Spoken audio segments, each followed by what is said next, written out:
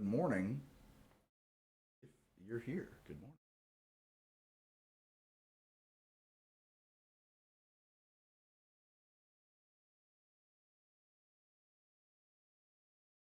That window popped out here.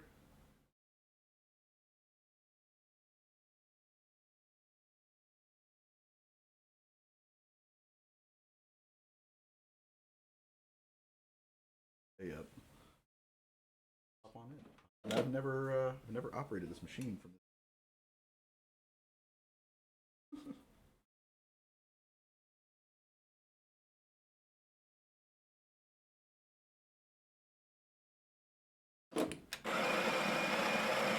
Good morning. I don't have a name for the show yet, so did I call it? I called it Coffee Time. It's coffee time. That's great.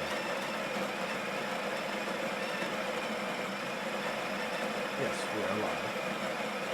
This is not working.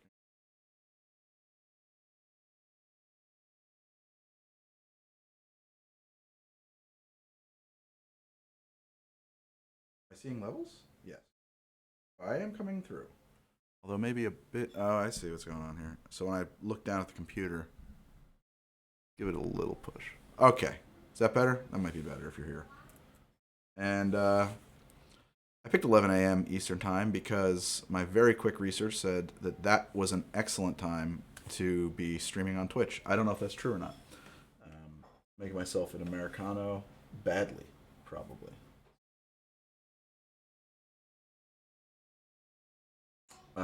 If you are a coffee snob, you may or may not agree with what I'm about to do here. I am distributing my grind, which is important if channeling and such. But my finger, of course, is going all over the coffee, which is fine. A little bit, just like the way that this doser kind of works, a little bit is not going to make it in amp, which is happening off camera. Good morning. You know what? I gotta change my font size here so I can read this from a distance without having to hunch way over out of frame. So give me 1 second. And I'll get up on who's in here and who's not. But I'm so glad that you are here and sharing your morning with me or wherever you are. That sounded very Mr. Rogers. Sounded very Mr. Rogers.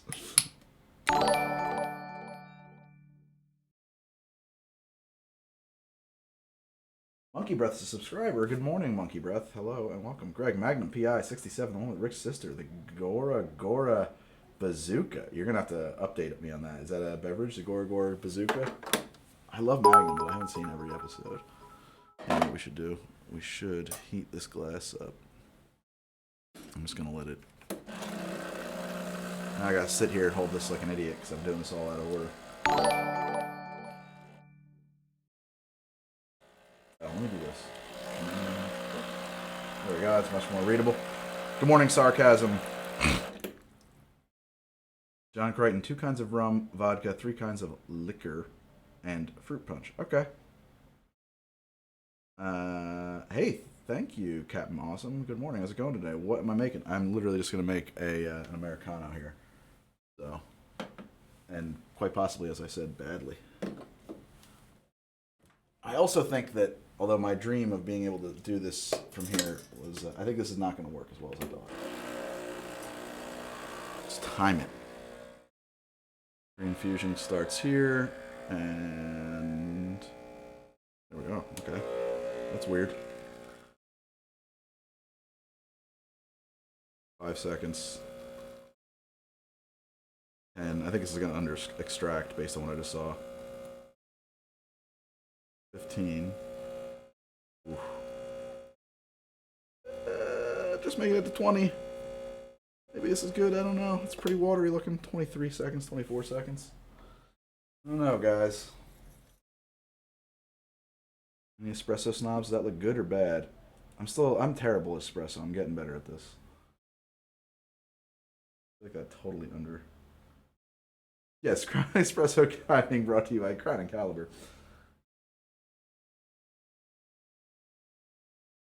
Oh. Well, it's not the worst espresso I've ever had. It'll be better lengthened out into an Americano, though. It's basically become my rule since getting this. Oh, I made bad espresso again? Water it down.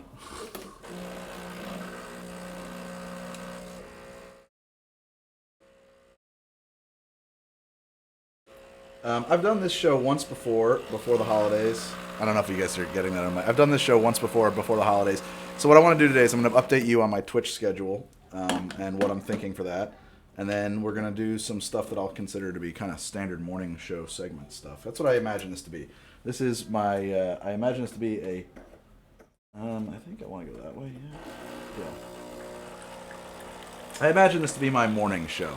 So I want to have guests on here and stuff like that too at some point in the near future.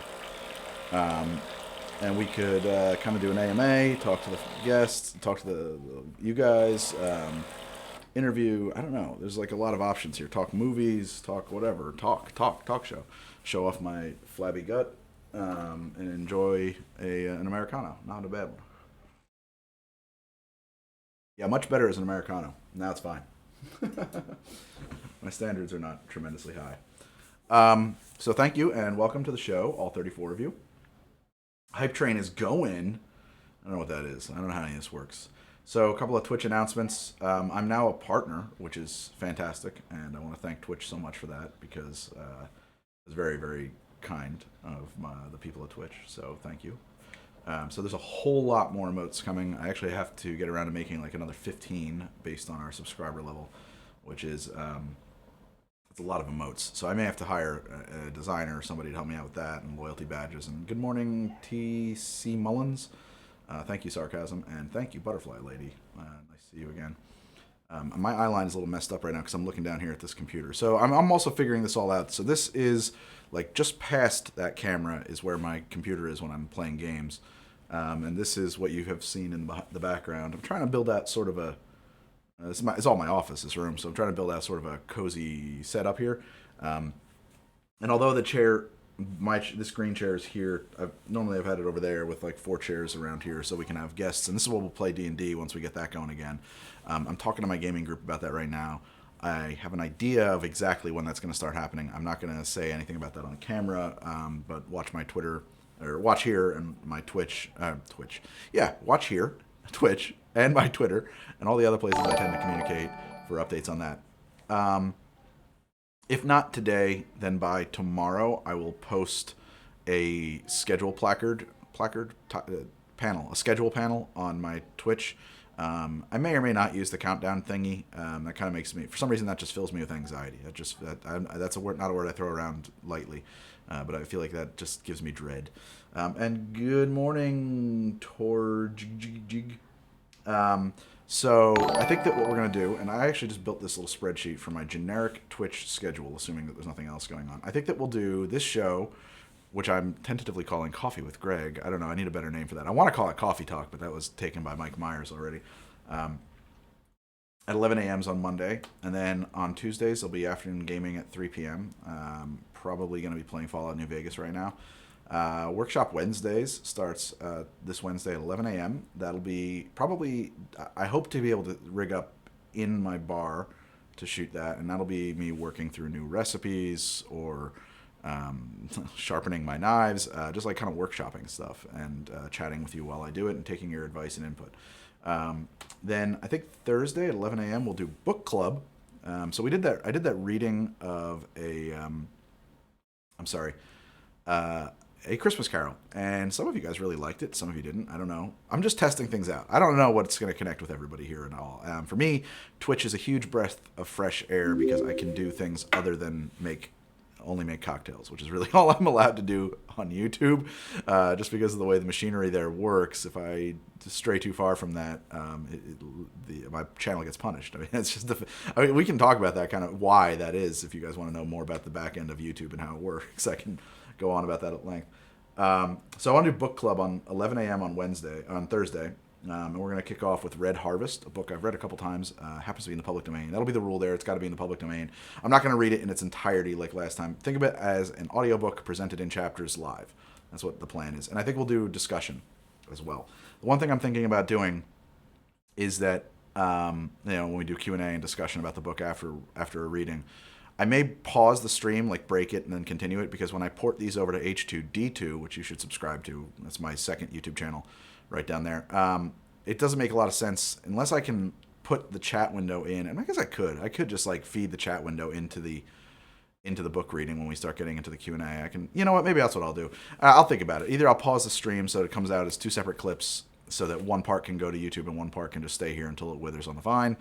Or maybe I'll port the chat window into the an overlay or something like that so that it's readable to people who are watching it later on YouTube. If I'm taking questions, it doesn't help if people can't see who's asking the questions and what's going on in the chat on YouTube. Okay. And then Friday, again, at 3 p.m., afternoon gaming. I don't think I'm going to be doing anything on the weekends, Saturday or Sunday. I don't know if that's a great day to be on Twitch or not. I assume things are a little slower on the weekends around Twitch, but maybe I'm mistaken on that. And then you'll notice all of that is 11 a.m. and 3 p.m. That doesn't account for unscheduled late-night gaming sessions, which will happen whenever I feel like it. Okay? Sounds good to me. I hope that works for you guys. And the other thing that's not on there yet is D&D. That'll be an evening thing. I don't know. I'm not going to say when it looks like that's going to happen yet. I will say that it's not going to happen this week. Hopefully it'll happen the week after this week. So next week. That's how that works in the English language. Okay. Well, my understanding, Dr. Doom, is that a lot of folks watch Twitch at work, where I used to work. A lot of one of the gigs I used to work was at a company called Imaginary Forces. Did a lot of main title design and special effects for and CGI and stuff like that. Main titles are like the opening of a show. We call that in the industry. We call that the main titles.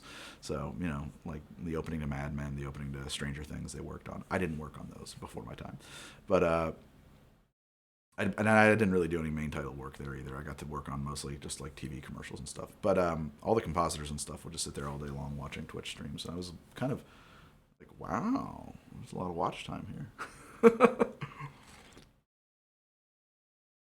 Okay, so that's step one today. I wanted to talk about the schedule.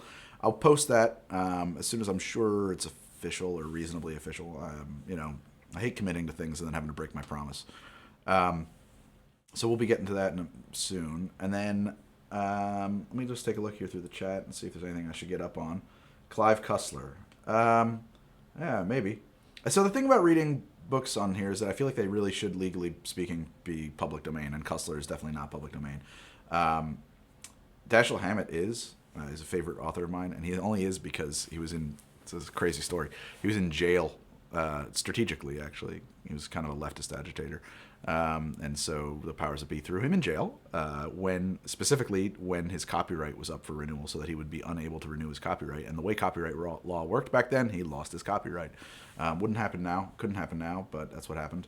And so there's actually some debate about whether or not his stuff is in the public domain. I think we'll get away with it. And actually, H.P. Lovecraft is in public domain. Certainly the great classics are all in public domain. So that's the kind of stuff. There you go. See Ball, you're at work and watching. I love it. Yeah, shirk your duties. Screw your job. Edgar Rice Burroughs. I've never read. That'd be cool. Kingfisher Games. We should check that out.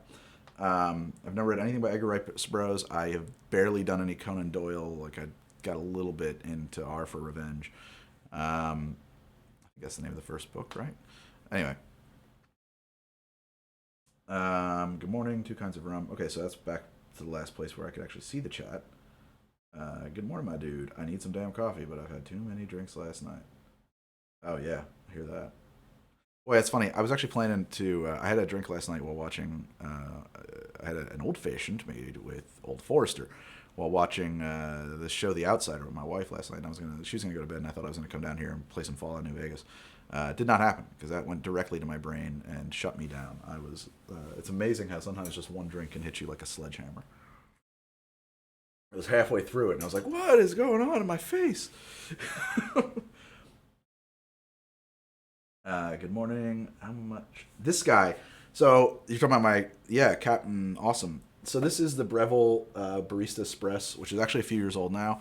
I did a lot of research about an espresso machine. My opinion is that, so I got this for under $500. It has a decent enough grinder built into it. A reasonably accurate, a pressure gauge informational readout here, and it's programmable, and you can run it fully manual and all that stuff. Comes with a really clever design. The drip tray is nice and removable, and then behind the drip tray, it's got some liquid in it. I don't want to pull it out and slosh it around right now because there's electronics in the area, but there's actually like a secret drawer back there for all your cleaning supplies and everything. I think it's a really brilliant design for a consumer grade espresso machine, and you'll find a lot of people using them online.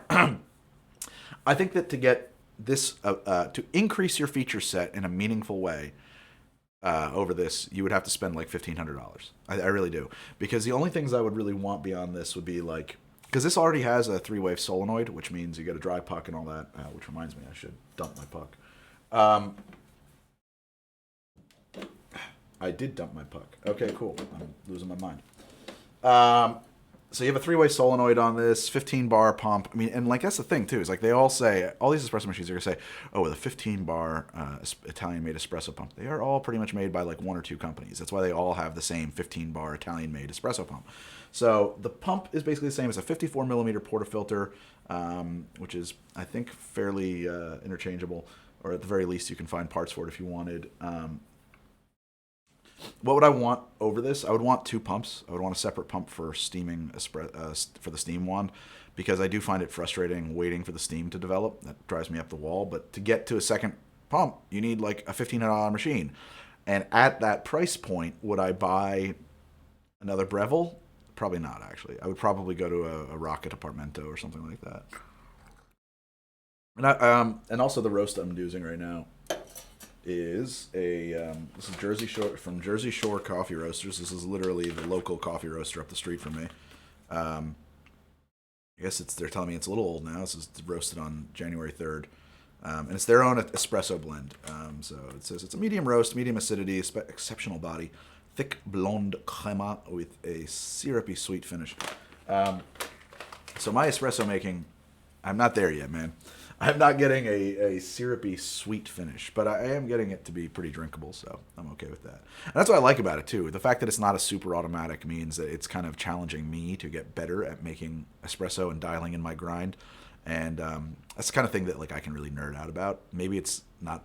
Sometimes I wonder, like, is the amount of coffee I like, nope, bad. Throw that away. Throw that away. That's not good yet. Not good enough for my lips. Like the amount I go through and waste is maybe like this is not a healthy obsession. Maybe I should have gotten like a Jura or something like that. You got an old reefer Breville something for like 150. Nice. That's amazing. Biggest boots. I did. Yeah, and like so basically, if you get a pumped machine, you're gonna be able to make espresso, but it's gonna help you or hurt you in that process.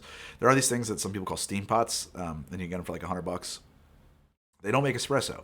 I don't even know what the hell they make, because steam can't develop enough pressure to make espresso.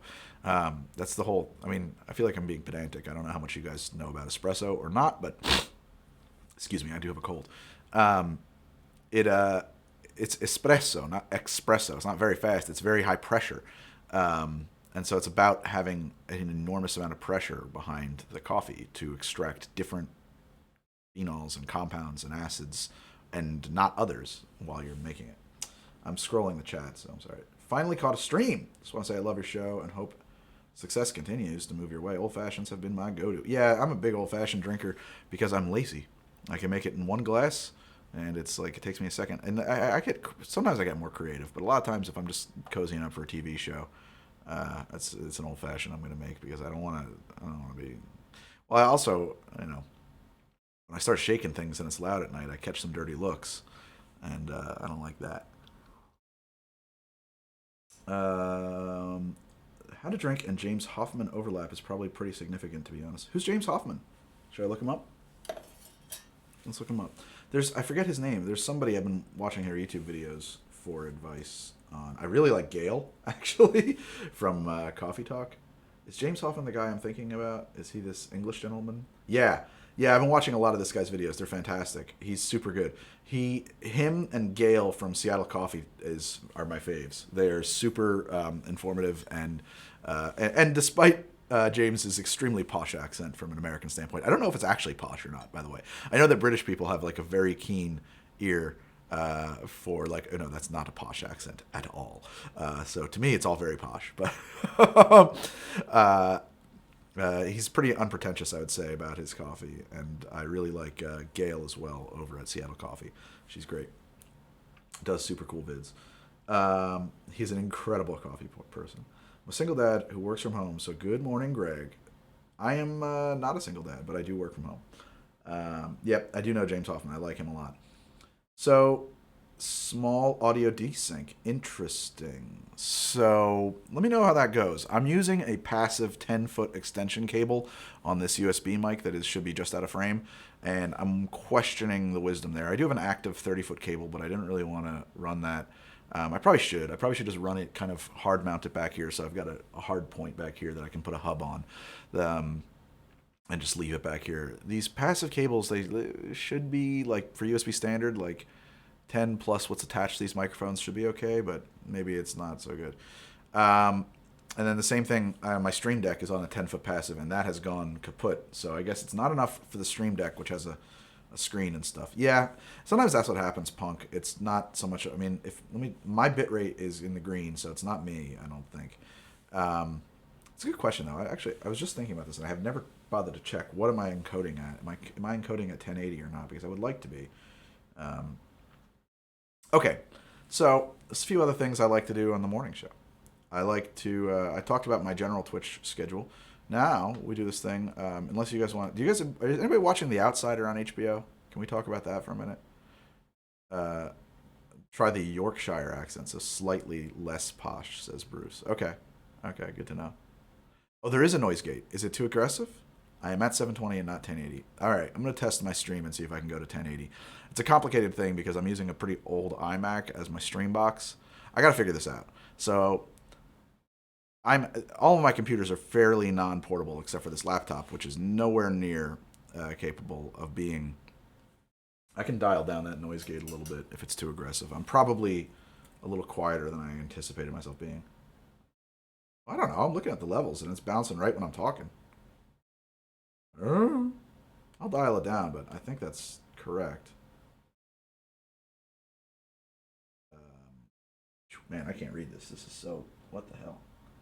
We want the close threshold to be at minus 30... Go to minus 40, we'll close it. Open more. And then, oh, shoot. So I'm sorry, this is extremely uninteresting. I can't respond to your comments or anything, and you can't see what I'm doing because we are. We'll open at 30. Okay, so we'll just widen it out a little bit. There we go. 2 decibels in each direction, so that's a little bit better. My output is low. I can't win, guys. I'm hitting yellow on OBS. I'm looking at my levels right now. That seems, but when I dip down here, okay, maybe it's a little bit low. I'll crank you up just a nudge. Is that a little better? I was clipping so hard before. I don't want to clip. All right, that should be a little bit better. Anyway, anybody watching Outsider on HBO? I have no idea what I think about that show. It's a weird, frustrating show. I don't want to spoil anything. Any other single work from home dads or moms? Okay.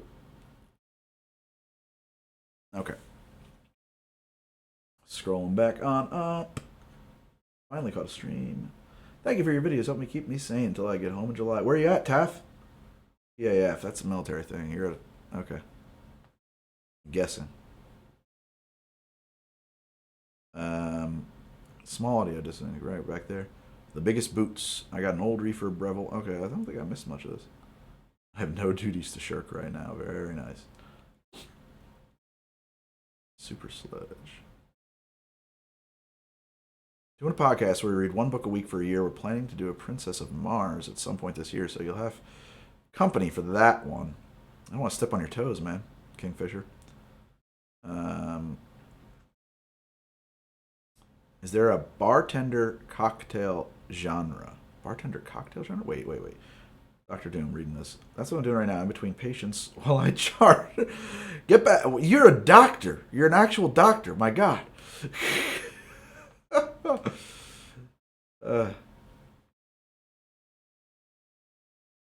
Half taco. Can't say where they are, but it's warm. I'm going to go with Cotter.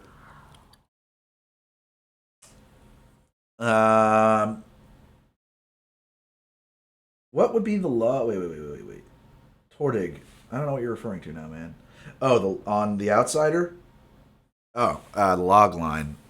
I don't even know. Because I don't know how you give a log line on that show without giving away some like early twists. Like I'm realizing I would love to discuss it with you guys, but unless everybody has seen all 3 episodes that have aired, I don't think we can without me ruining it. So yeah, I can't.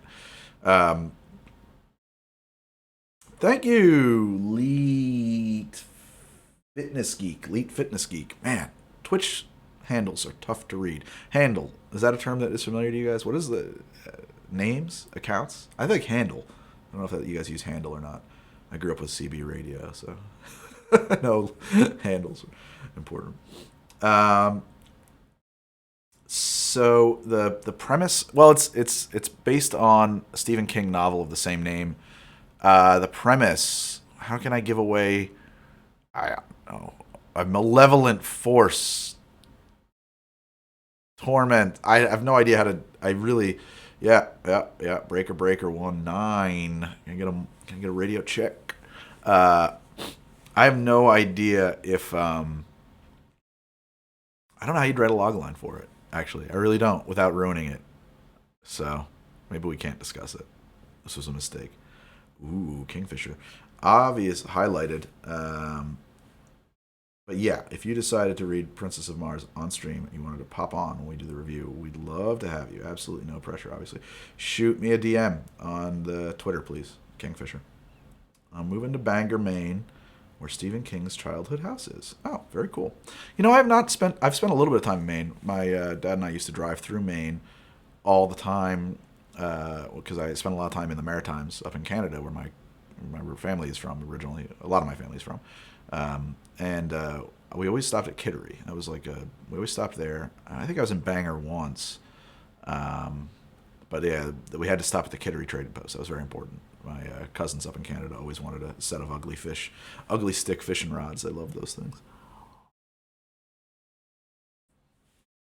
Good morning from the PNW. Yeah, I don't. I mean, all I remember, honestly, it's not like I was a child, so it's not like I was like, okay, go on an adventure in Kittery. I remember extremely good roadside lobster rolls, though. I do remember that. But my wife and I want to go up to Maine. I've never been up to. I'd love to go to Bar Harbor. I've never been. Seems like a place worth checking out. Um, Malevolent Force and Torment applies to a lot of Stephen King's books. I did grow up on the East Coast. I'm currently in New Jersey, also the state that I grew up in.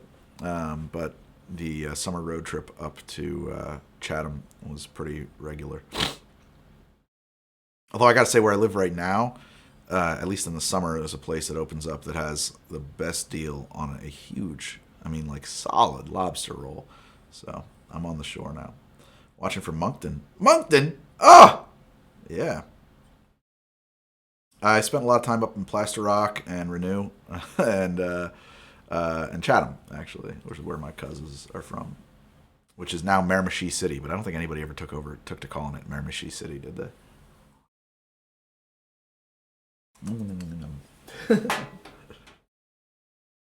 Oh man, you were born in Chatham. You know the McCachrons? Don't say if you do. Actually, it might not be for the best.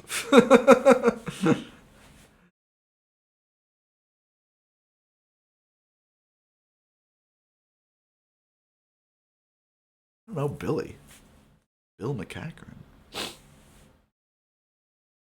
All right, Victoria, Australia. Man, I don't know the situation down there in Victoria, so I hope that you're not on fire. But man, my heart goes out to the people in Australia. This is a rough spot to be. I'm assuming. I don't know.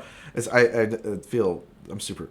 Is Lucy still there? Lucy the elephant? Sure. Lucy's still down there in South Jersey. She's still staying in. No one's going to take her away. That's far away from where I'm at. But thanks for subscribing, Jeff. Jeffrey Petrone.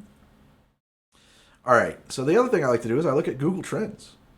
My Stream Deck is starting to work again. Yeah, these passive extension cables are not super reliable. They just never have been. Let's see what's trending on the Googs. Let's see. How do I do? Let's see here. Just recently trending: Venus Williams, Martin Luther King Day, Super Bowl 2020, Curb Your Enthusiasm is back. Brad Pitt and Jennifer Aniston. Amy Klobuchar. I guess she caught the She caught the endorsement, or I don't know, weird dual endorsement from the New York Times. Jen Ann and Brad Pitt both trending. SAG Awards couldn't care less. What is Tannehill? What the heck is that? Oh, he's a football guy. I don't watch the footy ball. Okay. More trending. Okay, here we go. Man, nothing exciting in here. Really, Bobby Brown is trending. I wonder why she's trending. Wonder. Dolly Parton. It was her birthday. I know that. It's always scary. The world needs more Dolly. I had an Americano that I made here from a local roast, Northern Italian espresso blend from, well, the Jersey Shore Coffee Roast. Just my. How do we get me trending? I don't know. That's almost like it's like almost like a curse. Like may you live in interesting times. Oh, okay. It's just about her wearing fucking pants to the SAG Awards. Jesus. Okay, so that's not real news. Nobody cares about that. Or I hope nobody does. Is there a few fires where man's mostly safe? What kind of coffee you drinking? How do we get you trending? Any thoughts on the Astros scandal?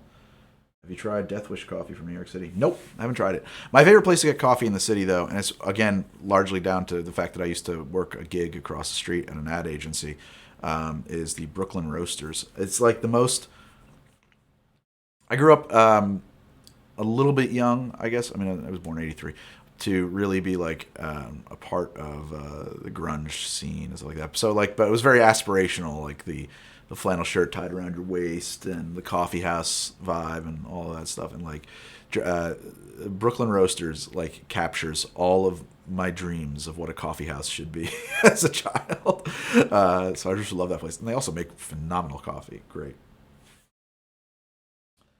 If you ever find yourself wanting to come on over to Maine, I'll host you a lovely Scotch tasting.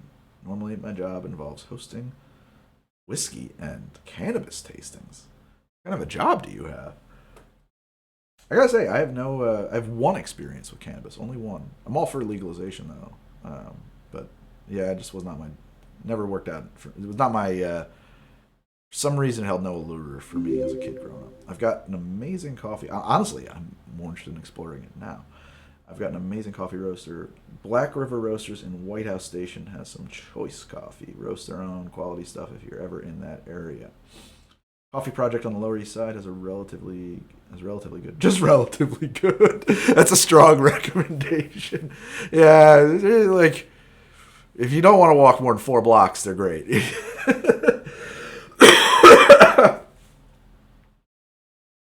Ah, Turkish coffee. I haven't had Turkish coffee in like 10 years. Boy, the last time I had that, well, I was at a Turkish restaurant. Um, that is interesting. My grandfather, I remember he had a Turkish coffee set that he bought in Turkey, actually, when he was working there. Um, and I just remembered that stupid thing. Like, I mean, it never got used, just sat there. And I just remember kind of thinking how beautiful it was as a kid growing up. And so I've always had this weird soft spot for Turkish coffee, although I don't drink it very often. And it is like, as far as I know, it's I've never had it when it wasn't like very sweet. Like it's a dessert thing, right?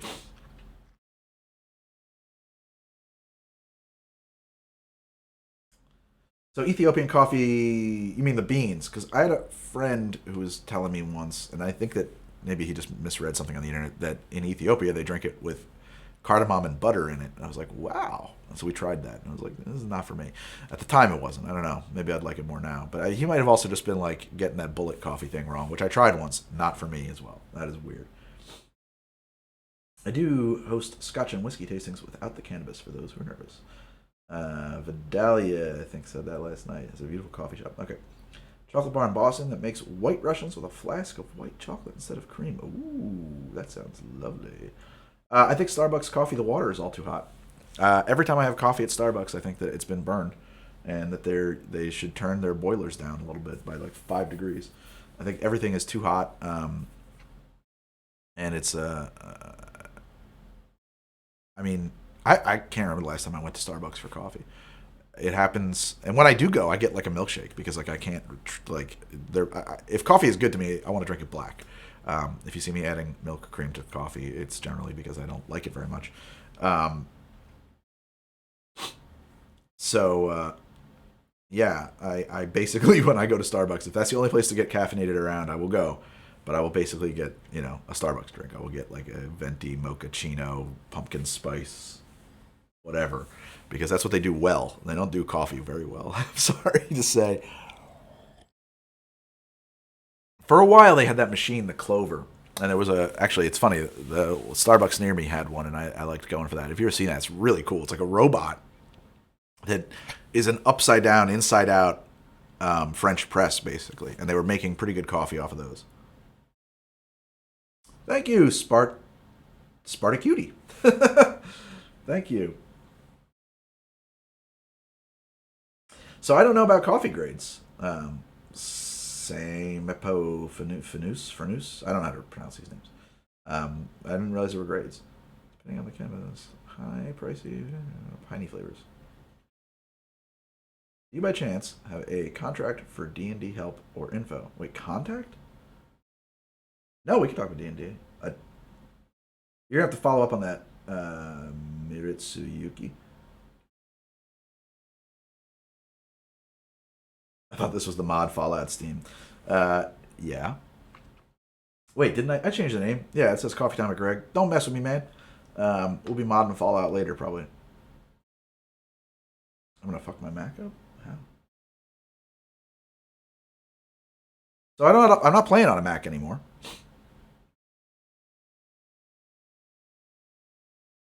Oh, my neck. My neck. I can't, man. It's on a table. I wish I could. It's a goofy little laptop, and it's on a tiny little table. This is like an incomplete setup. We're not done here. So one of the things I've been thinking about is that I've got two iMacs, and I use the older one as my stream box, and I want to see if it can handle 1080. If it can't handle 1080, I'm probably going to rethink that. I never really thought to look at that. I didn't realize you could just change your output and that Twitch could handle it. So I'm going to look into that. If it can handle 1080, great. And what I think I might do is put it back on a VESA mount, because I had it on a VESA mount for a long time, and then put it on like a heavy-duty light stand, like a rolling stand, so I can cart it around with me. Because the way I'm doing this right now sucks. I have to run all these really long cables back to a computer, and then I remote desktop over to that computer so that I can, I control sideways here.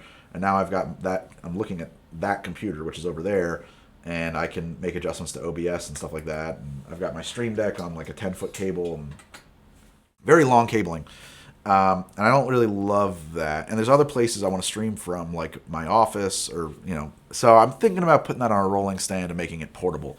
I think that would make my life a lot easier. There's still a question about how do I get a hardline Ethernet anywhere in the house.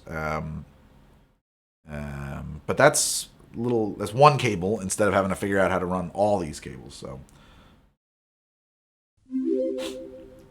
yeah, the Stream Deck's great. It's super handy. I can do lots of things on it.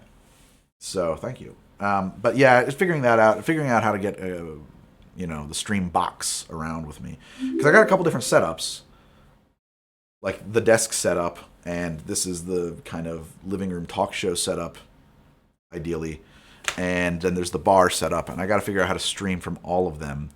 And if I can't, what does that mean? I don't know. I think that the rolling stand is starting to look much more attractive. I don't think it's going to cost me that much money. I think it's going to be like $300 to put it together, and I should just pull the trigger and do it. Oh, you like those? Yeah, that's for upcoming episodes of How to Drink that we just shot. I think that they're pretty cool. I'm leaving them there as trophies. Yeah, I did an episode on Perca-Colas, and I made my own homemade Sunset Sarsaparilla. Okay, so let's answer some more cues. What grade would the grade of Folgers be? I'm assuming very bad.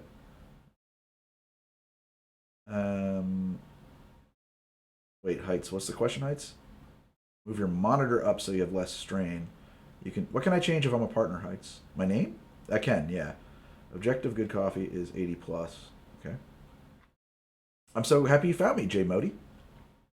New player to D&D. Okay, Mr. Muritsuyuki. I am a new player to D&D and want to get into a new player's first game, but I tend to be a very social nope person. Oh. Hello, Achilles. It's an interesting question, Miritsuki. I wonder about that. Maybe we could do something on. Maybe we could do something on like D&D Beyond, right? Or is that whatever it is that people use for running a game together? I don't really have a D&D help line. I don't know what that would even entail, to be honest. But um, hmm. Okay, back to tall, strong witches. Cannabis is fully recreational legal here in Maine. So if you're coming over, come on over and buy some weed. I'm sorry, Achilles, about the audio delay. It seems to be coming and going. Am I still the editor for H2D videos? And are you the one making fun of you in the subtitles that pop up, or is it someone else now? So, Texas Moose, I'm assuming that's your name. Tex Moose, TX Moose. Actually, okay, so here's how it works. Excuse me. Up until very recently, I have been pretty much the sole editor. I mean, I could point to about 10 or so episodes that other people's hands have been on. Unfortunately, if I wanted to commit to being on Twitch more often, and I do, it's not possible for me to edit every episode in its entirety and also be on Twitch. Unless we're just going to Twitch me editing, but I can't edit and Twitch at the same time. I mean, a little bit I can, but I can't really do the work that I have to do it. It takes about 20 hours, I would say, maybe 10 to 15 on a good one, to get just the edit done on an episode of How to Drink. It's a lot of damn time. And if I'm doing 2 a week, that's a full-time job. So I have a friend who is an editor, and have you seen her on the show? No, but she was operating the Hand of Fate when she was one of the 2 people operating the Hand of Fate when I was sabering bottles. So I've hired her to be the editor of How to Drink. And so the way this works is that I will watch the master shot, which is just the part of me talking, because there's 2 setups in every episode of How to Drink. I stand there to talk to the camera and make the drink, and then we come in and shoot the close-ups and we make the drink again. So I'll watch the master shot. If anything jumps out as me as like, oh, don't use this, or hey, this is important and you may not realize it because of X, Y, and Z, I'll make a note. Otherwise, she knows what she's doing. She will do a first pass on that and maybe make some suggestions about titles, but for the most part, all of the titles are still. And so anyway, first pass, I'll watch that. I'll make some notes. She'll make a second pass. And then from there, I will finish it. So I'll do the fine tuning on it. I will rearrange a few things occasionally. I'll put something in that wasn't there or that I wanted in there, fine tune it. And I'll do all the titles. So all of the subtitles that are making fun of me is, yes, that's me. Writing the tasting notes, all that stuff. And then, of course, I gotta make the thumbnail. And that still takes like 10 hours, doing, well, maybe not 10 hours, but it still takes a long time. Thumbnail creation is serious freaking business on YouTube, and it takes forever. So anyway, that's how it's gonna work going forward. So there's 2 of us now working on that, and so far so good, because I'm here instead of editing right this second. Normally I would be panicking to edit.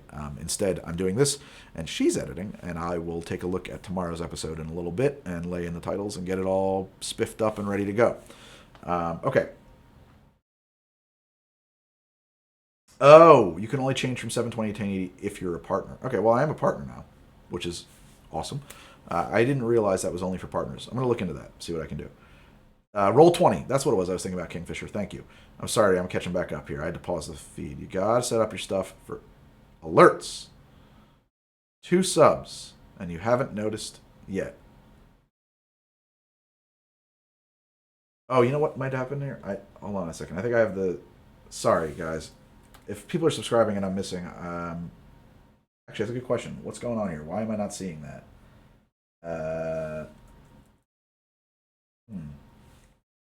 Stand by. It is possible. 2 things are possible. 1, I may have had alerts sounds turned off, and also the computer that the alerts come out of be turned off for volume. No, it's not. The volume is up. Okay. So let's switch back here. Okay, I'm gonna look into that more. It's funny. I have. Oh, okay. I see now. There we go. Okay, so alert sounds may have been off. I'm sure that they're on now, or I'm pretty sure that they're on now. Okay, catching back up. I subbed. Can we be friends in real life? That's how this works, I think. They call that a parasocial relationship, J Modi. Damn, Greg, that's impressive. Tall rum, strong whiskey. I think you're talking about my edit sketch. Bioshock. I'm putting that on my list. I keep forgetting to do Bioshock. I should do something with Bioshock. Yeah, we'll get around to that. Mass Effect may have had cocktails. I could not get into playing Mass Effect. It wasn't my kind of game. Achilles, I like the two-part episode with a bunch of drinks.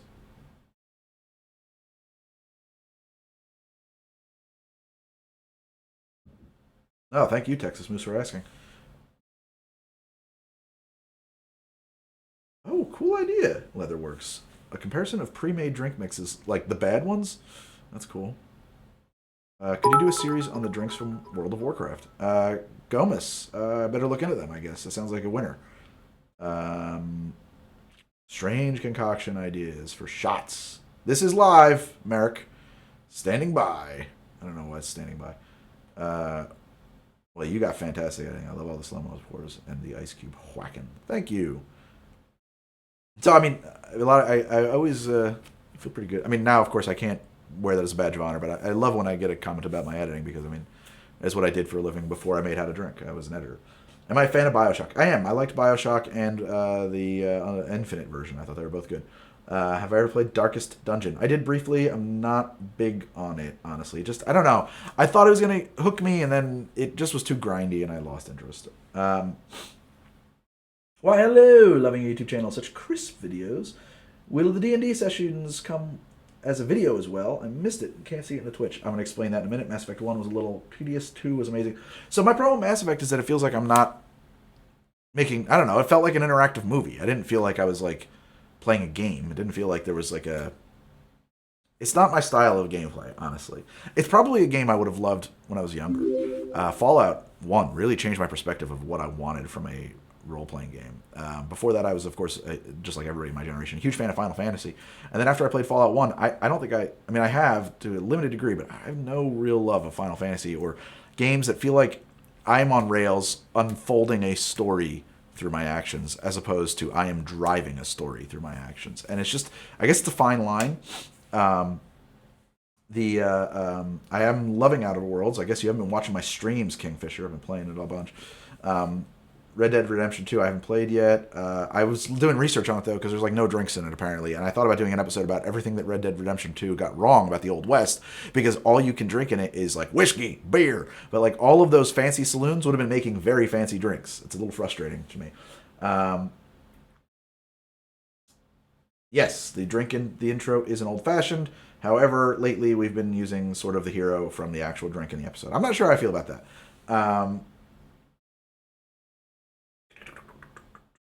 How do I feel about Dragon Age? I played Dragon Age 1. Same. Kind of an interactive story. I liked it because when I turned the difficulty up all the way on Dragon Age 1, it did have a kind of... I mean, I guess there was some... There was, like... I got into, like, the tactical and strategic, like, some of that on that, but there was, like, a tactical combat element to it that I thought was fun.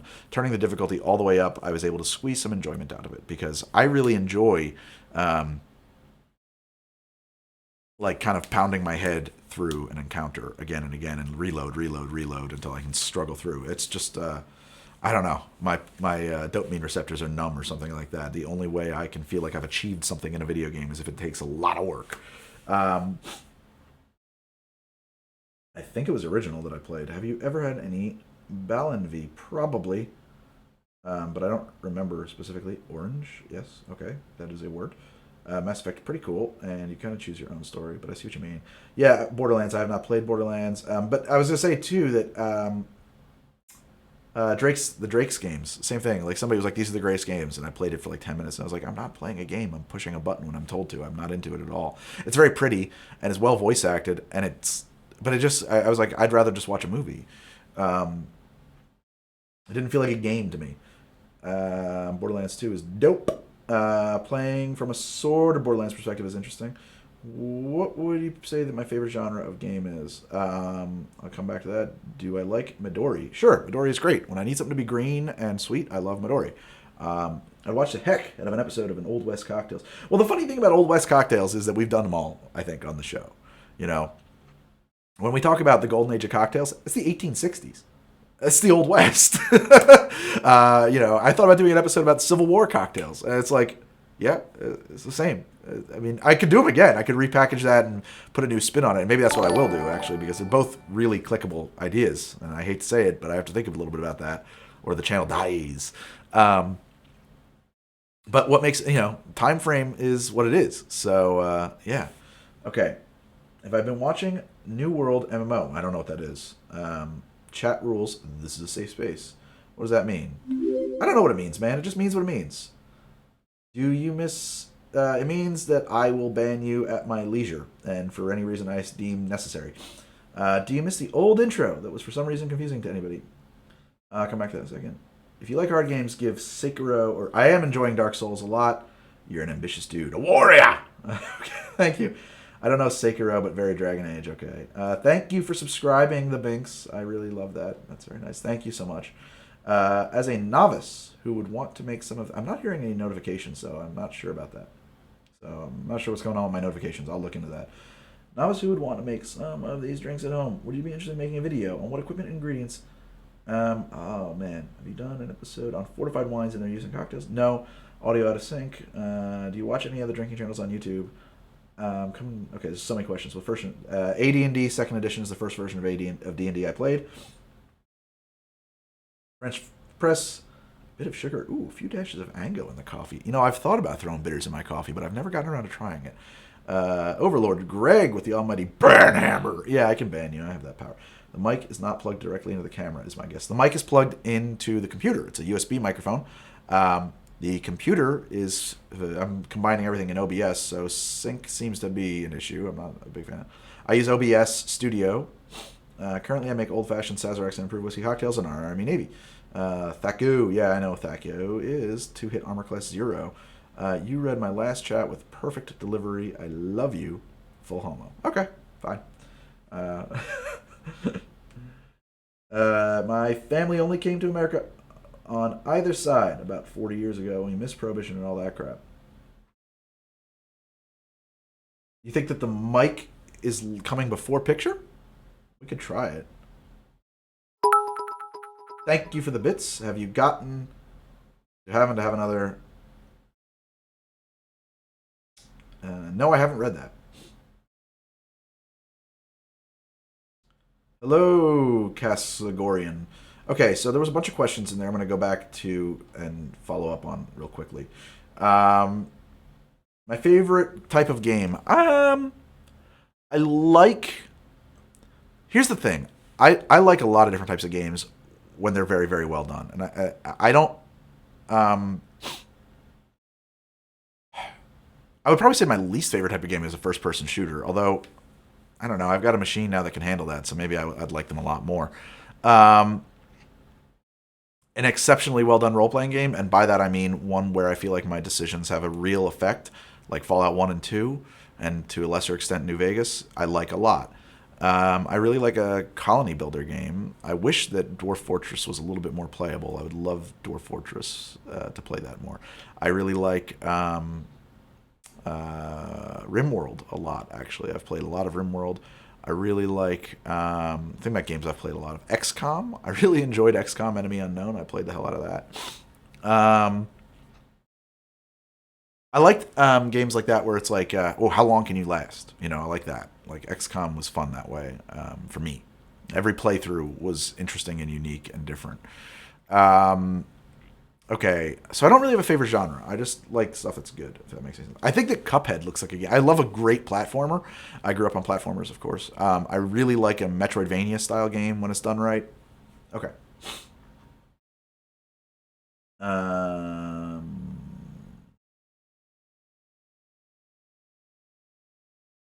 Jay Modi. So when I'm working, oh God, that's a Wednesday question. That's a workshop Wednesday question. Hold on a second.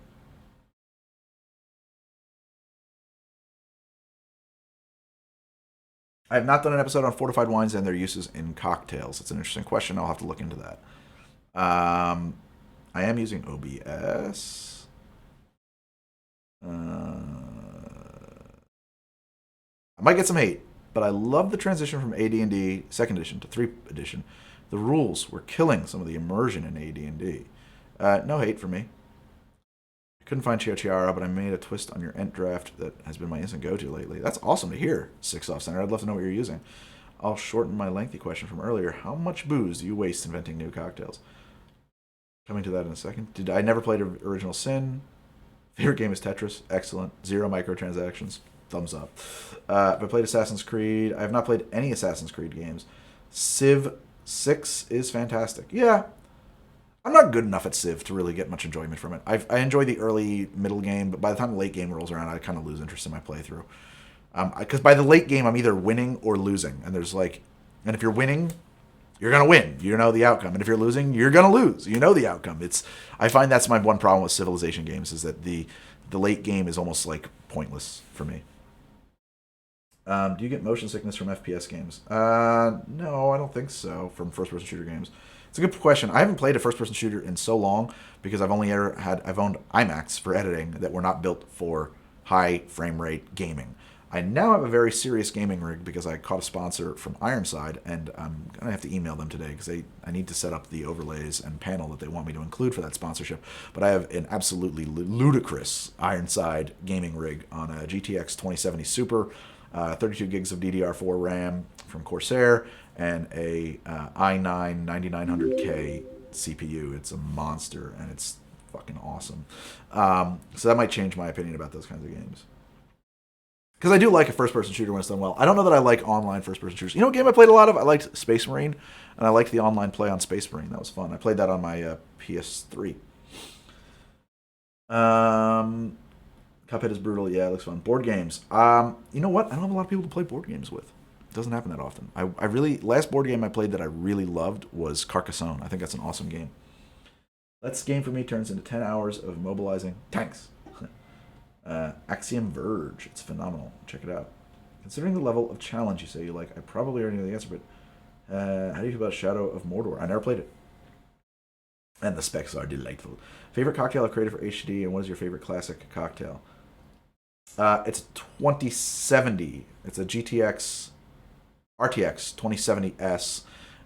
It would be loud, but the whole thing is liquid cooled, and I'm running it in this case that has removable sound baffles, and I haven't had any reason to pull the baffles off yet. It runs cold enough with the baffles in place. If I'm really pushing it, I can pull it off. Actually, what I want to do is I want to rig it up to read Mac drives and see if I can export how to drink from it, because it might cut my export time a lot.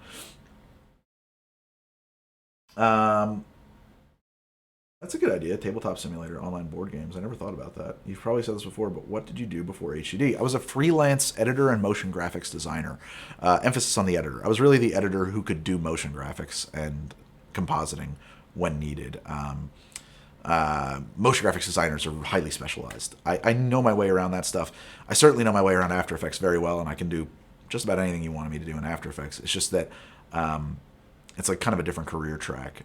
My primary ability was to edit and put together story, and then hey, yeah, I can also put in some special effects for you. I can do these things. So I edited a lot of social media content for brands, a lot of commercials, a lot of corporate fucking shit. I for 3 years I was this permalance editor at a small sports production company, so I edited a lot of sports content, which is fun because I'm not really a sports fan. My friends and I used to play Smash Bros. When the first one came out. I haven't played Smash Bros. In a long time. Have you played the new Star Wars? No, I haven't played Fallen Order. Last Star Wars game that I played and really liked was TIE Fighter, showing my age. So, no, that's not true. I played KOTOR, Knights of the Old Republic 1 and 2. That was great. The Witcher. I have not played any Witcher games. I did just shoot a Witcher episode, though, so when that comes out, I'll probably start playing the Witcher game to support that. Jameson, Benedictine Luxardo, and of course the CBD oil. Not sure if it's interesting. That sounds cool. I'll just try that. Play board games with some old friends on Tabletop Simulator. It's a good way to stay in touch. TIE Fighter was amazing, and so was KOTOR. Hell yeah. Yeah, I thought TIE Fighter was a great game. What's funny is I played TIE Fighter before X-Wing. I didn't realize it's just like what I got, and so I thought it was. I didn't realize it was like a sequel to another game until like a year later. When am I headed back to Walt Disney World? Aha. Well, my kid keeps asking me the same question. She's told me, it was funny, we had a great conversation the other day. She's 3. How do you like your job? And I told her, I was like, well, you know, this is my job. I was like, I like my job a lot more than any other job I've ever had, but, you know, it's still a job. I'm just being honest, guys. It is. I still have hours, and I still have to go to work, and I have to grind, and, you know, would I prefer not to have any job? Yeah, that'd be great. As much as I love you guys, I would love to be early retired. And she stopped me. She said, but you have 2 jobs, Dad. I was like, wait, what do you mean? She goes, you make your show and you pay for Disney World. And I was like, okay, this is amazing. So she's been after me about when we're going back to Disney World. I don't know. Definitely getting ready to. I'm feeling due for a vacation, but finances. So we'll see. The soda jerk. Yeah, man, I want to do more of that. It is complicated to squeeze that into a production for How to Drink. So we just shot 6 days, and in 6 days I managed to get 20 new episodes shot. And the setup and breakdown and everything that goes along with shooting with my kid is so complicated that I think I would have to lose like 4 off of how many we shot in that time frame to get an episode of Soda Jerk in there. So I don't know. I also feel a little bit like am I exploiting my kid? I don't know. Like, I think about agency and like literally like personal agency and whether or not she knows what she's agreeing to when she agrees to be on TV or on the internet with me. I don't know. I feel a little weird about it. You know what I've thought about is doing stuff with her like once a month on Twitch, actually, which might be fun, seeing the unedited kid. So I don't know. I think a lot about that. Whether or not it's okay and it's fair for me to have my kid on the show.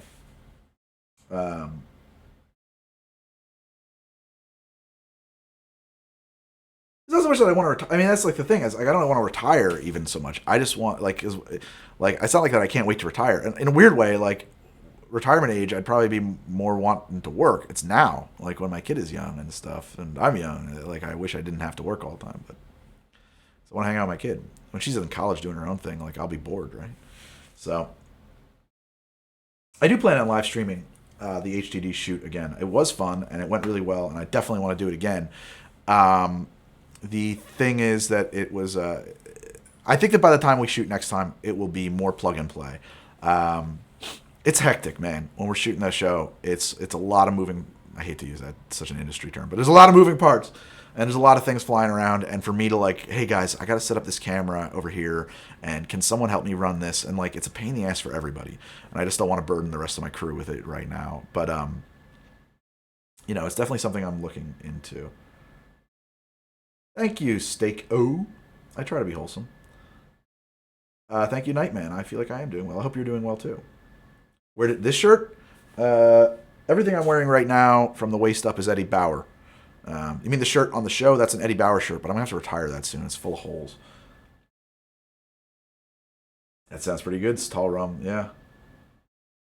I have a newborn, and I know how you feel. Damn right. Yeah, a lot of people talk about like before you're a parent, like, oh, enjoy having free time now. First off, I hate that shit. Like, I hope you like sleep when you find out you're pregnant. I hope you don't say goodbye to being free time to sleep. It's not so much that I have to say goodbye to free time. It's like I have to say goodbye to wanting free time. Like a lot of I was talking to a friend without kids, and they were like, I was like, yeah, man, it's just tough to play 8 hours of Warhammer 40k RPG like we used to. And he's like, I get it, because like something might happen. I was like, it's not so much that. It's like that's 8 hours I'm stealing from dad time with my kid, So it's tricky. It's tricky. Auction the shirt off for charity. I was thinking about raising it to the rafters to retire. We could auction it. That's a fun idea. Have you thought about doing a small editing series, basics on sound correction or where to cut shots? Kingfisher, yeah, we could do that on Twitch. That sounds like Twitch stuff to me, live editing. I'll look into that. My audience here is small enough. I don't know. I feel like, am I giving away the YouTube content, and like, am I cannibalizing my audience on YouTube if I show what's going on here on Twitch? I don't know if that's true though. I think it's separate audiences and it's fine. We can talk about editing. That sounds cool. How many people are on my crew currently? So there's a cinematographer and an assistant camera operator. That's 2, plus me is 3. And then Meredith is my producer. She kind of co-owns the show with me. There's 3 of us, actually. A lot of people say, like, oh, I brought up my producer once, and somebody was like, I got a lot of shit in a comment about, like, all these big-time timers coming over and stealing the YouTube with their money and their producer. Like, producer doesn't mean person who writes a check, man. I'm the guy doing that.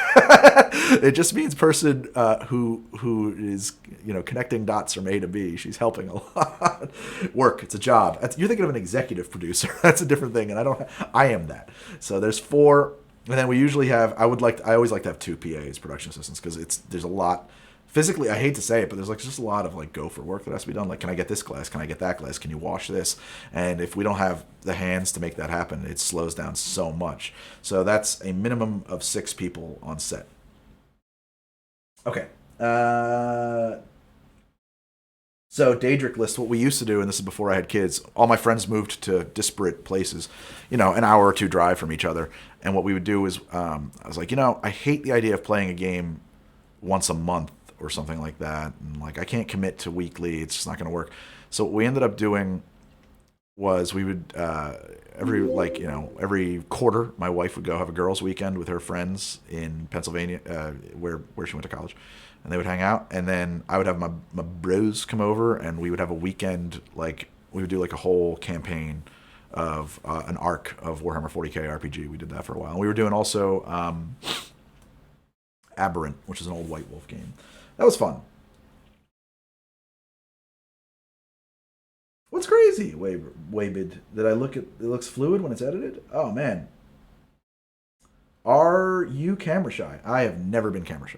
I am a total ham, and I love the camera. I'm a swine, and I crave your attention. No, I'm not camera shy. I have to say this one thing. I've never had to overcome shyness. I don't know why. So I wish I could give some advice for people who do have to overcome that. I don't know that I can help with that. Yeah, sorry about that. Adventure, Aberrant, Aeon, White Wolf's best work. I think so it's funny. We were using Aberrant. We weren't running the Aberrant setting so much. I was running my own setting, but I was using the rules. I'm not like the setting was fine. I just had my own ideas for a game I wanted to run. Yeah, I mean, be yourself is great advice, but if yourself is very shy, that won't help you overcome your shyness. What I would say, I think that the best thing I can think about, and it's not what I do, but I think it would work, and I think it probably does work, is to think about your camera persona as a character that you're playing. And that it's somebody not you. And so you can, I mean, this is really insane, right, to think about this, but like to a certain extent, you can dissociate. If you can learn, I used to run a lot. I don't anymore. And a lot of people would talk about runner's high. And I never got that, ever, at all. But what I could do was I could get outside of my body and kind of, this is crazy talk, dissociate a little bit and feel like I was piloting my body by remote. And that instead of being like, wow, my lungs are burning, I would get into a headspace where my lungs are indicating that they are on fire.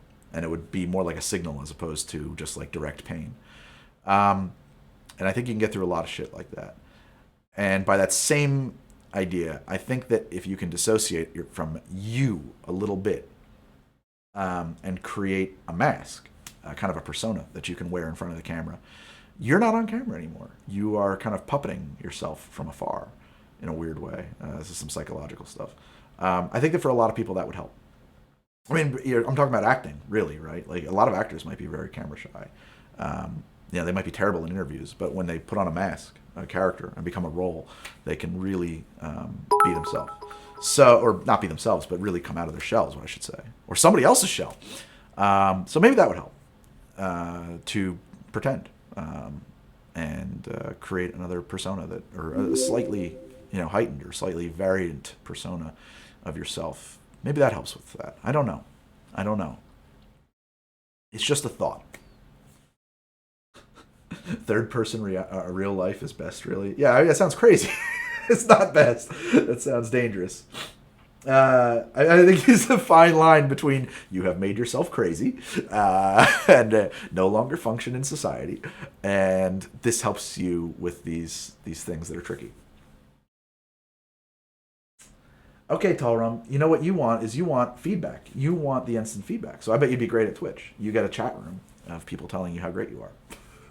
So you want to hear I'm assuming that's what it is. That when you hear that applause, when you see that reaction. Yeah, I will agree with that. So working alone to a camera is tricky.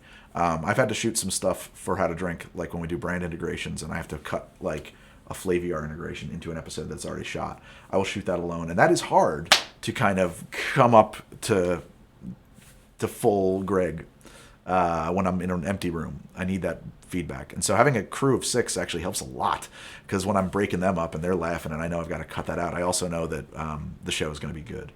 Or generally, sometimes a lot of that we can't use.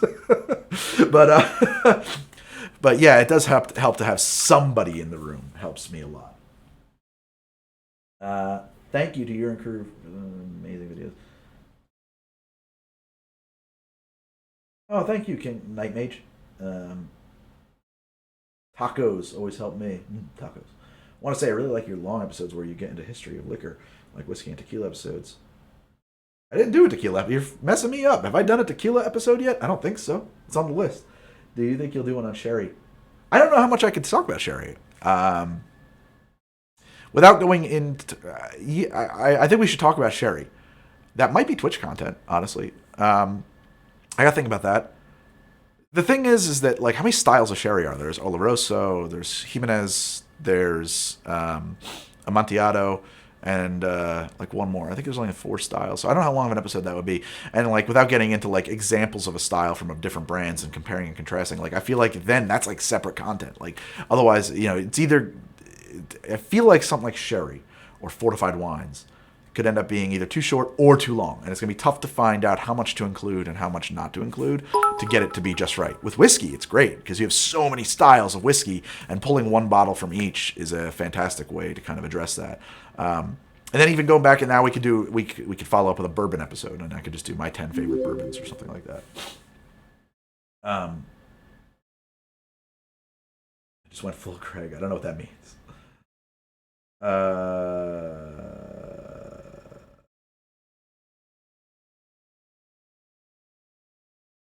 An episode on vermouth. Yeah, that'd be 45 ones.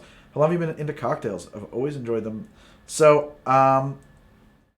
yes, I've always been a cocktail guy. I don't like, or I didn't used to. I mean, I like beer more now than I used to, but beer always makes me, even less so now because I know which beers I like. But like back when I was a younger man and everybody was drinking the beers, I always just felt like I was going to explode after 2 beers. Like I was just like a balloon. So I liked liquor, cocktails, and so I made terrible cocktails when I was a young man, and I've just been playing around with it and learning more and more advanced cocktails ever since. I was really introduced to like craft cocktails as a thing. The weekend my wife and I got engaged, we went to New York.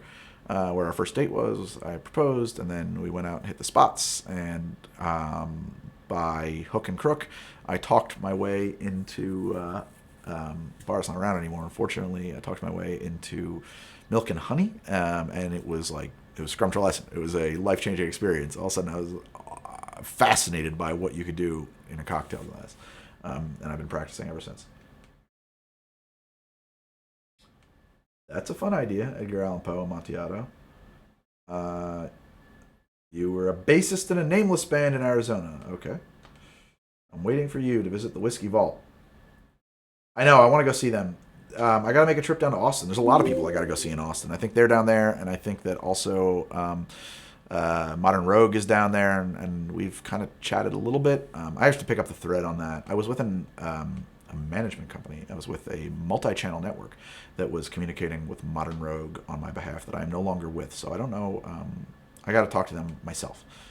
Never could. It's tough to. Well, not all beers are hoppy. I'm not a big fan of hopped up beers. I'm not an IPA guy. I like a brown ale. I like a traditional ales quite a bit. Actually, you know what I have is I have some Icelandic ale wee heavy. Ooh, I like that. And I've had a few sours I like, but I don't always like sour beers. What I really liked as far as beers goes, when my wife and I went to the UK, I was really into cask ales while we were over there. That the joke the Americans always make about the people in the UK love warm, flat beer. I love it. I thought it was delicious. I never failed to stop into a pub and get a half a pint. I have been to the Dead Rabbit many a time. I love the Dead Rabbit. Their second bar, which I loved even more, just closed down. I'm so sad about that. The Blacktail. I love that place. It's super good. Um, Always been a whiskey drinker. Yeah, whiskey I've grown around. Doop, doop, doop, doop, doop. didn't enjoy beers that much. I felt kind of bloated, but I do enjoy making beer better. Though I always did make mocktails until I turned age of it. How long have I been married? That is a very good question. Good God. Not 10 years yet. 7 or 8 years sounds right. 6, somewhere between 6 and 8 years. I think we got married in 2012. I think that's right. I'm bad on this. Was it either 2012 or 2014? Maybe we were married in 2014. I'm a little thrown off because my wife and I got married sort of secretly before we got married publicly. Maybe we got legally married in 2012, but publicly married in 2014.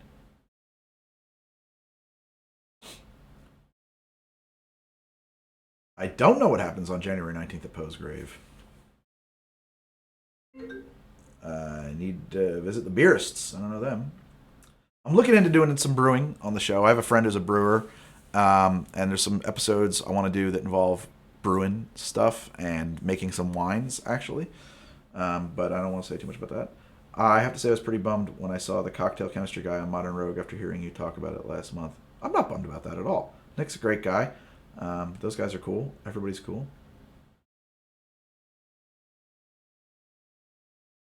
Yeah, so they're both in Austin, so they can't be that far from each other. Do I make New Year's resolutions? What is your strategy for keeping on track for goals and good habits?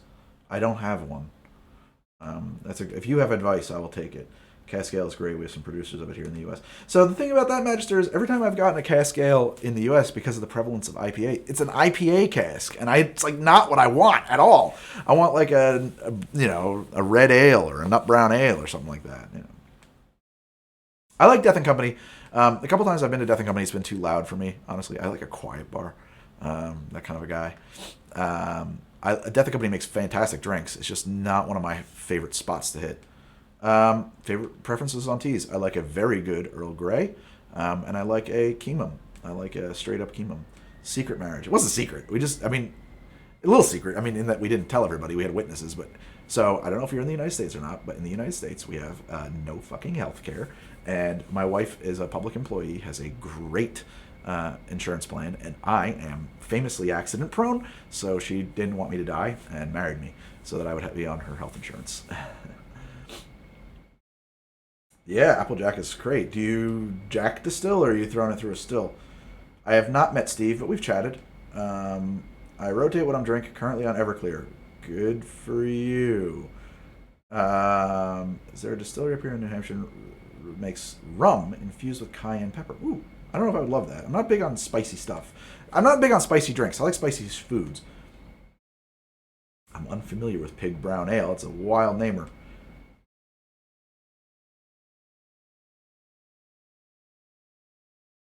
Well, that's kind of her.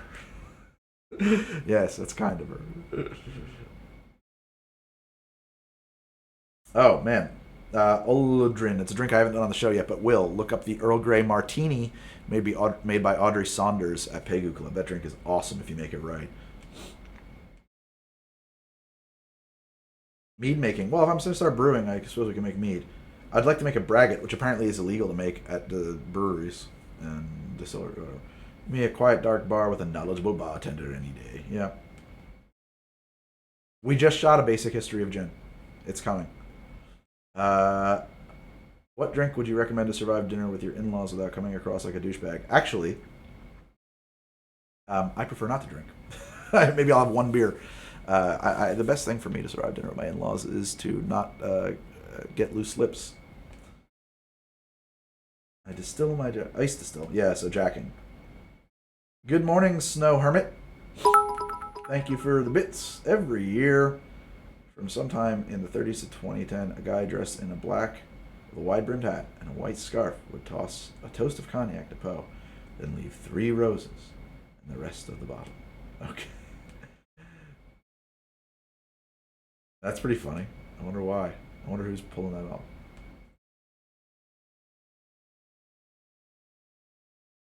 My opinion on flavored whiskey is that it shouldn't be. Any thoughts on why so few non-dessert style drinks use frangelico and hazelnut liqueur? Well, I mean, it's sweet stuff. It's tough to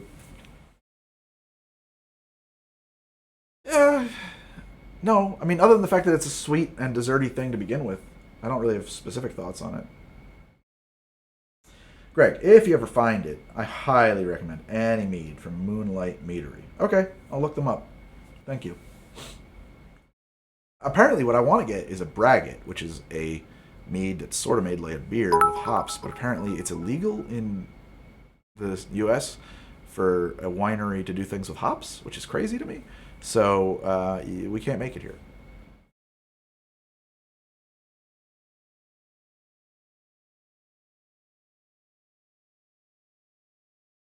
Oh, that's cool. Kingfisher.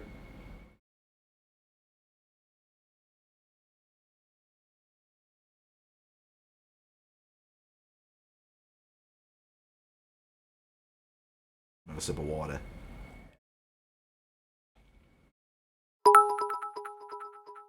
And I have to reply to an important message I just got. One moment.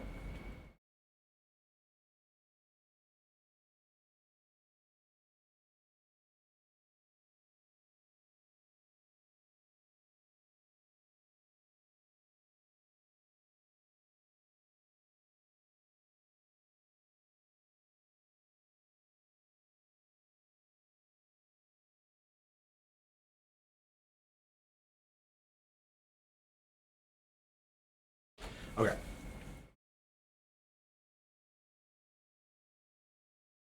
Cocktail suggestions for anybody who has an interest in getting into the hobby but hates beer.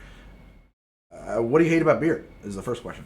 Head out for work. Well, thanks for hanging out, Night Mage, and thank you so much for the Brits. Um,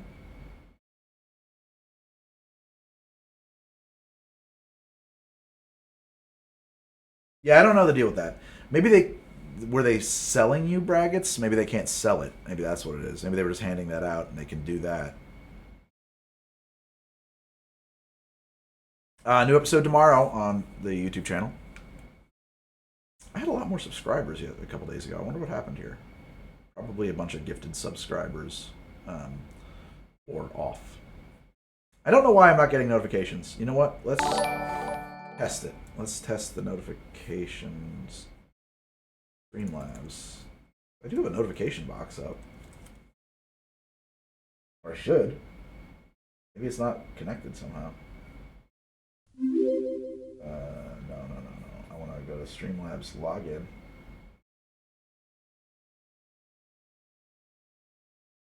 Oh! Well, it looks like Streamlabs has been disconnected from my account, which is not so good.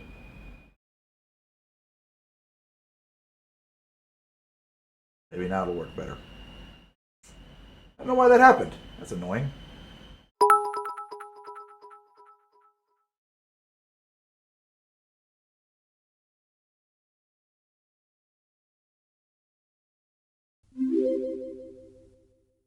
Ah.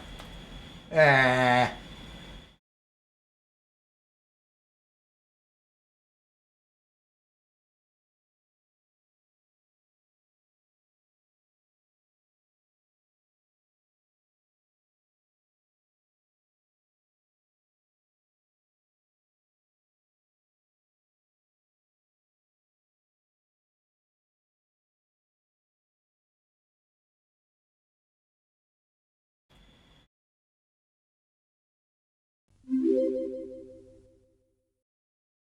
Well, I mean, hopefully it's working better now. I don't know why I got disconnected, guys. If that wasn't working, I'm sorry. I'm hoping it's going to work now. I did just do a test and I didn't hear anything, so. Or maybe I failed to save that.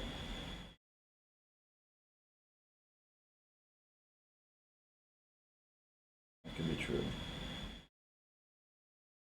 One more time, we'll do that. Copy the widget. Paste it over here. Okay.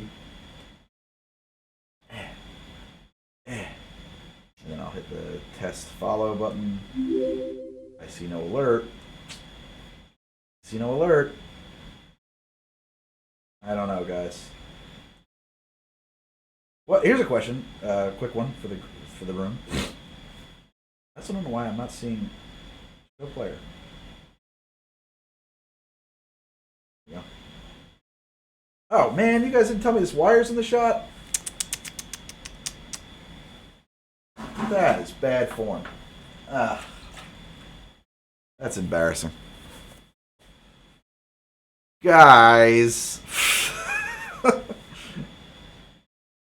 Thank you to all around the strong whiskey.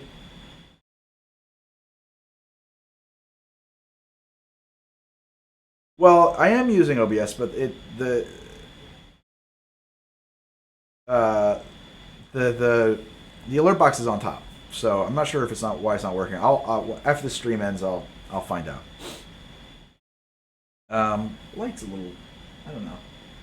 That's a good light. It's pretty good. Pretty good. I should actually take a picture of this and send you guys what it looks like when I'm in here doing this. I wonder if I can just put that up.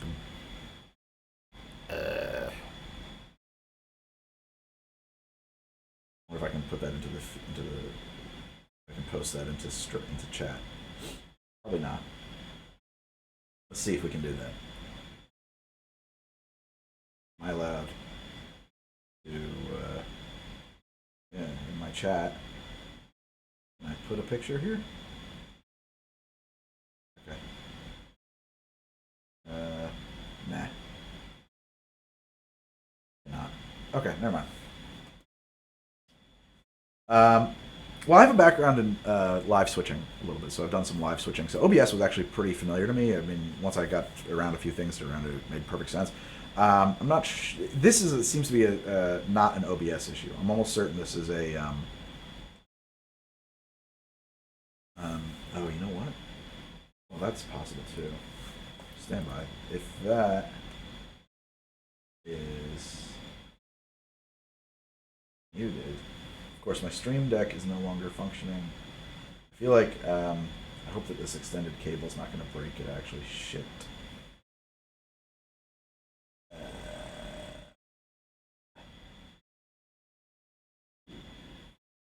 I don't know.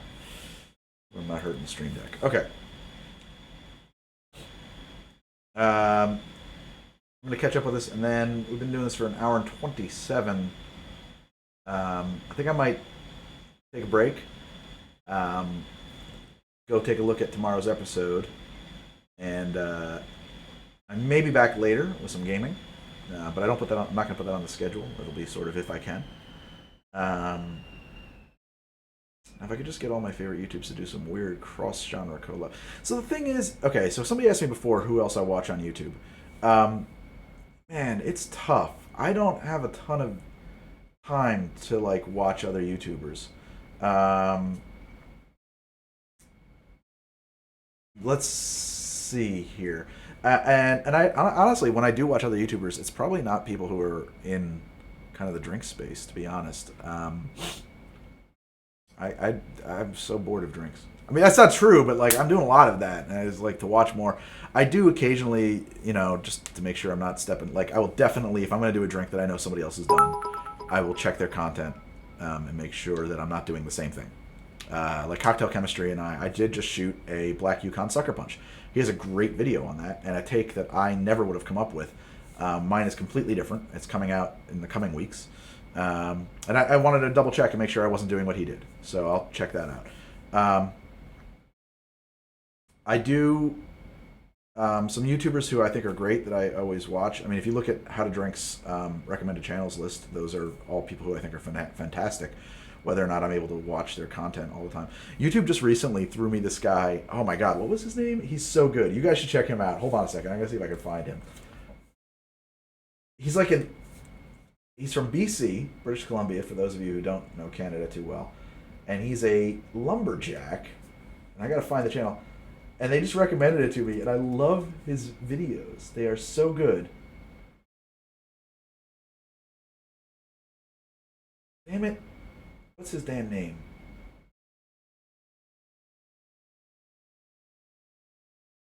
Oh, thank you, Kingfisher. I didn't realize I was on his list of recommended.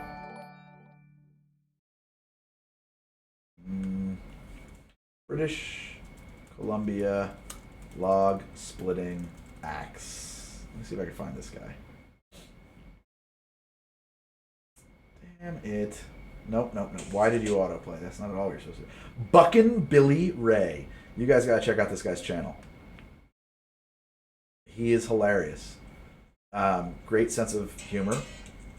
Very weird freeform content, honestly. Just like very, like almost not edited. Long. Just him talk about life and splitting wood for the most part and polishing up axes. Uh, I got a random recommendation from him and I was like, I just felt like I had to watch this guy. It's great. There's like long stretches where he's just not talking. He just like throws up inspirational quotes on the screen. I think it's wonderful. I think his stuff is so cool. Check him out. And if you enjoy it, leave him a message, man. I think he's pretty cool. He's just got a great vibe. He's got a great attitude. Um, let's go to my channel real quick.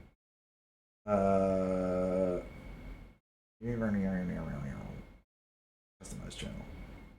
Let me see something here. So Benjamin Babbitt is great. Educated Barfly is great. Monarch's Factory. That's great. You guys check out Monarch's Factory. I actually do watch her content quite a bit. Or sometimes when I'm working on my D&D game. She's got great ideas. She's just smart. Super good stuff about D&D there. And also MCDM. Matt Colville is fantastic. Matty Matheson is a riot. I love that guy. And I love him because he made Donair sauce, which means he's got to be from the Maritimes. Whiskey Tribe is, of course, fantastic. Modern Rogue is super cool. Shadiversity, I love. If you've ever seen Shadiversity, he looks at fantasy and tries to align it with real world history. Super cool. I think ContraPoints makes some of the best, most well put together, well thought out content I've ever seen. And certainly is a topic that, I mean, what ContraPoints is covering as a topic is one that I am pretty outside my wheelhouse. So presents information in a way that's super digestible and really kind of opens my eyes to a lot of things. Very interesting stuff. I like ContraPoints a lot. And then I have probably even more stuff on here. Oh, Gone with the Winds, fantastic. Love them. They are great. I've talked about them on the show. Everybody should watch them. Although I have to catch up. I haven't seen them in a while. I get sometimes I love watching the Gone with the Winds, but sometimes I get jealous, and then I can't watch Gone with the Winds. So that's what I want to do. I just want to sail, man.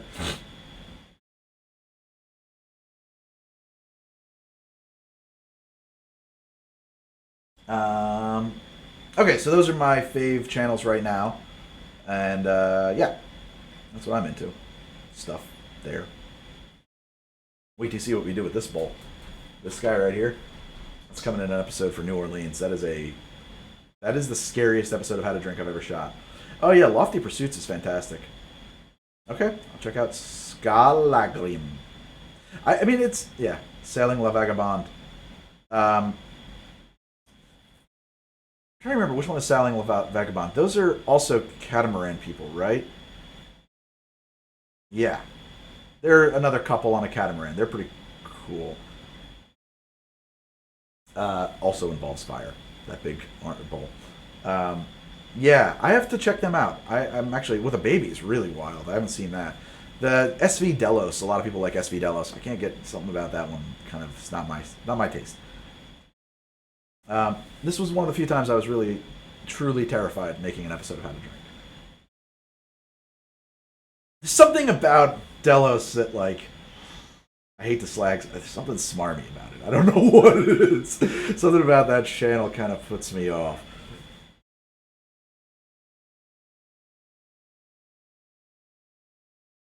Yeah, the wins are fantastic. Very super well produced. I mean, they've been doing it for so long. It's so rare, I do find, to find um, sail vloggers, dare I say, who are also camera and edit savvy, to be frank. So I know a lot of people love Vagabond. I should check them out. For some reason, the wins just sort of, I connected with them more readily. Uh, you know who was really good? Oh, dude. And then, of course, I found out that you're talking about sail vloggers. Solo sailing to Hawaii. I got this on, I forget his channel, and Christian Williams. You should check this guy out. So I found out he was he's a major author or journalist. He covered the Nixon Watergate impeachment. And I just randomly got thrown into a video of him solo sailing from LA to Hawaii. and it's just so engrossing to me, honestly. But I'm also somebody who's really into like Alan Watts and listening to him talk about philosophy and stuff. Um, and so just this dude alone on a boat for like a couple of weeks talking about life and the sea and living with the sea and the philosophy. Like, I don't know. I don't know. There's something about it that really connected with me. I think this guy's video, and also his videos are great. I mean, like he's very funny. He has a great time with it. He knows how to edit it. I mean, or somebody knew how to edit it. It was put together pretty well. It is definitely like low energy. It's that kind of content. But I was really got dragged into like a half an hour of him sailing alone in this Hans Christian, and it really just was fantastic. And then he went, he did the return trip. It took him forever because he had to go way north and come south. Oh, it's a crazy trip. He's done that a couple times apparently. The solo trip to Hawaii. So, repeat his name. Sure. Yeah, it's. You know what? Here, maybe I can just post a link. Um, but it's, I think Christian Williams. Yeah, Christian Williams. But I don't think, I think this video that I just linked happens to be the second time he did it. Yeah, I think that's the second time he did it, not the first. So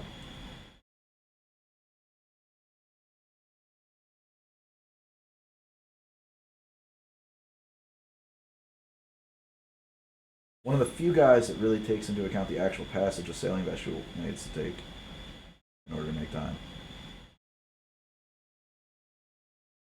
Are you talking about Christian Williams' tour? His first trip there, he's on a run. He can just go straight over. But to come back because of currents and winds, he was like, yeah, basically we have to sail due north for like a month to catch this easterly that I can finally get home on. Oh yeah, yeah. I mean, sailing ain't cheap, unfortunately. I hope to someday be. I mean, you can sail very cheaply, actually. I'm looking. I would love to buy a boat, and I don't expect to spend. I think a starter boat for me and my family to do weekend cruising on, maybe even week long trips on. I could probably get away with spending 5 grand. Just like a beat up car. It's not really expensive. I'm gonna jump off camera for 1 second here.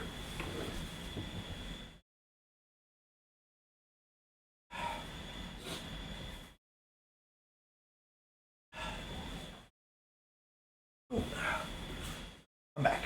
I was just looking at my stream deck with this like no, not $5,000 for a weekend. $5,000 to own a boat that you can live on for weeks, for a week at a time, or to do weekend trips on. That's a good. That's a. I think 5 grand for a boat is a pretty reasonable price. You'd be tough pressed to find a reliable car for that, and your life depends on the survival of the car a lot less.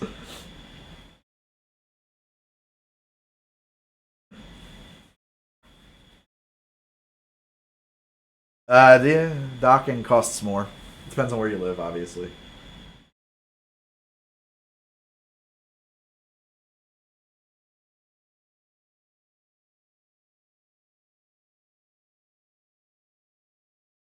There's another sailing wormhole opposite Soul Sailing, sailing across the Atlantic.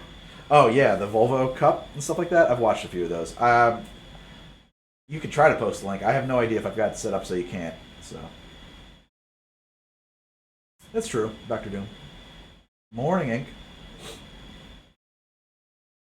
Okay, well I can see it. I don't know if anybody else can see it. Let me see if this is the video I've watched. There's one. What's it? Oh, this is an ad. I gotta skip this. I hate this. This Volvo Cup stuff. I think I've seen this one. Where they're like the owner. Yeah, I don't know, man. It's like so outside of my anything that's relevant to me. Those are wild. Yeah, it's true. There's YouTube ads. Wait a minute. Good morning, Mary Trent.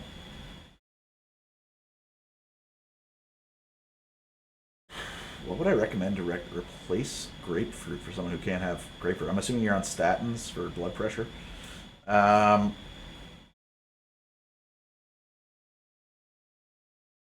It's the thing is that I don't know that that is limited exclusively to grapefruit. So I'm worried that if I recommend um, a flavor profile that is close to grapefruit, it might have the same problems as grapefruit. Um, there you can get grapefruit bitters, and I don't know the answer to this, but it's very possible, I would say even likely, that none of the concerns with grapefruit come through in grapefruit bitters. And you'll get a lot of the grapefruit flavor that way. Um, and then maybe to get your citrus out of it, you'd go with like lime or lemon, something you know is safe. That might work. The other thing that might work is making, and because I don't know again, is it just the juice or is it in the oil? Because if you make a grapefruit oleosaccharum, which I've done on the show, using the peels and sugar, you will get a ton of grapefruit flavor without grapefruit juice. Now, I don't know if the offending compound is present in those skins, um, in the peels. I think it probably would be. Um, those would be the first two things I would look into, and I don't know how to get an answer on whether or not they're safe. I think that grapefruit is tough to replicate. Um, there might be a way to combine. That's an interesting concept for a workshop Wednesday episode. Take grapefruits, limes, and lemons, or lemons, yeah, and oranges. A bitter orange might be close, but then again, if it's a bitter orange, I wonder if it's got the same issues as grapefruits. Um, yeah, it's what's in bergamot, right? I would say bergamot oranges, but I bet there has the same problem then if it's bergamot. Um, and so I would also you have to. I mean, I guess it's in smaller quantities there too, but like an Earl Grey tea is bergamot. You be careful with that. Jasmine is great for a drink that tastes like grapefruit juice without using grapefruit. You know what you can get away with actually? I always think it tastes like grapefruit. Is if you ever have a drink called a Jungle Bird, um, it uses Campari, and I don't know the recipe off the top of my head, but if you look up a Jungle Bird, I swear there's grapefruit in there. There's no grapefruit. Um, Hello, Thorgrim.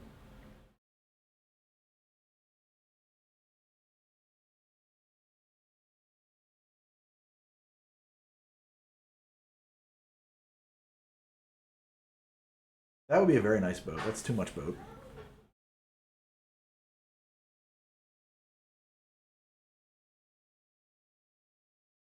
I live kind of near the water here, actually. So yeah, I would like to. I mean, there's personally, I'd be very happy to do like a Hobie or something like that. But it's got to be more of a cabin cruise, a cruiser for the family to go with me, and that's what I really want to be able to do. So, and we have beautiful places up and down the coast here to do kind of like little trips to. Um,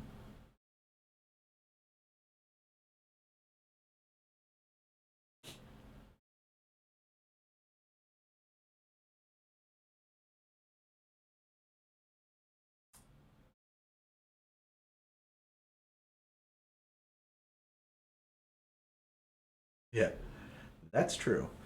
J Modi. Things are salty and grimy and wet, and yeah. I'm in New Jersey. Any personal favorites for flavor gin? Or I do like gin. I can't think of any flavored gins I love. Good morning, Bolland. Arkansas, nowhere near the ocean. So once it's built, he's going to keep it docked in Florida. Yeah, it's a good place to keep it. The houseboat in the Keys always tempted me. Phew, price that one out though. I mean, like a mobile home in the Keys is like over $100,000. So yeah, I like the idea of being in the Keys too. Um, One of the things I love about the Wind's catamaran is that you're so above the water in your living space. At least your kind of your salon, your kitchen slash living room. It's like kind of high and dry, and you have like real windows all the way around you and stuff like that. That seems really appealing. Um, Living full time in a monohull seems you got to be pretty salty. Out of town yesterday. I am in my house.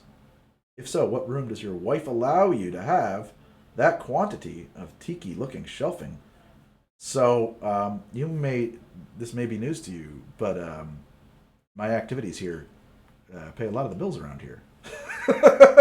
So the wife allows me to do quite a bit of whatever I want down here in this office. So the bar is actually built in the garage, and then off the back of the garage is a room that is my office. It's not really suitable for use as a bedroom, although there is the Murphy bed from when we lived in New York City is still installed here, and we do use that as a guest bed. But my computers are on that side, and I'm building this little set over here.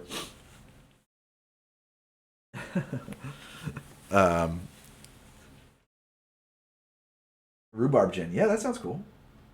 Um, no, this is not my living room. The living room is a separate room. Yeah, we really lucked out on this rental as far as like having very usable spaces for me and for the family and everybody. It just was like we walked in, like took a walk around, we're like, okay, done, taking it, thank you. Um, Excuse me.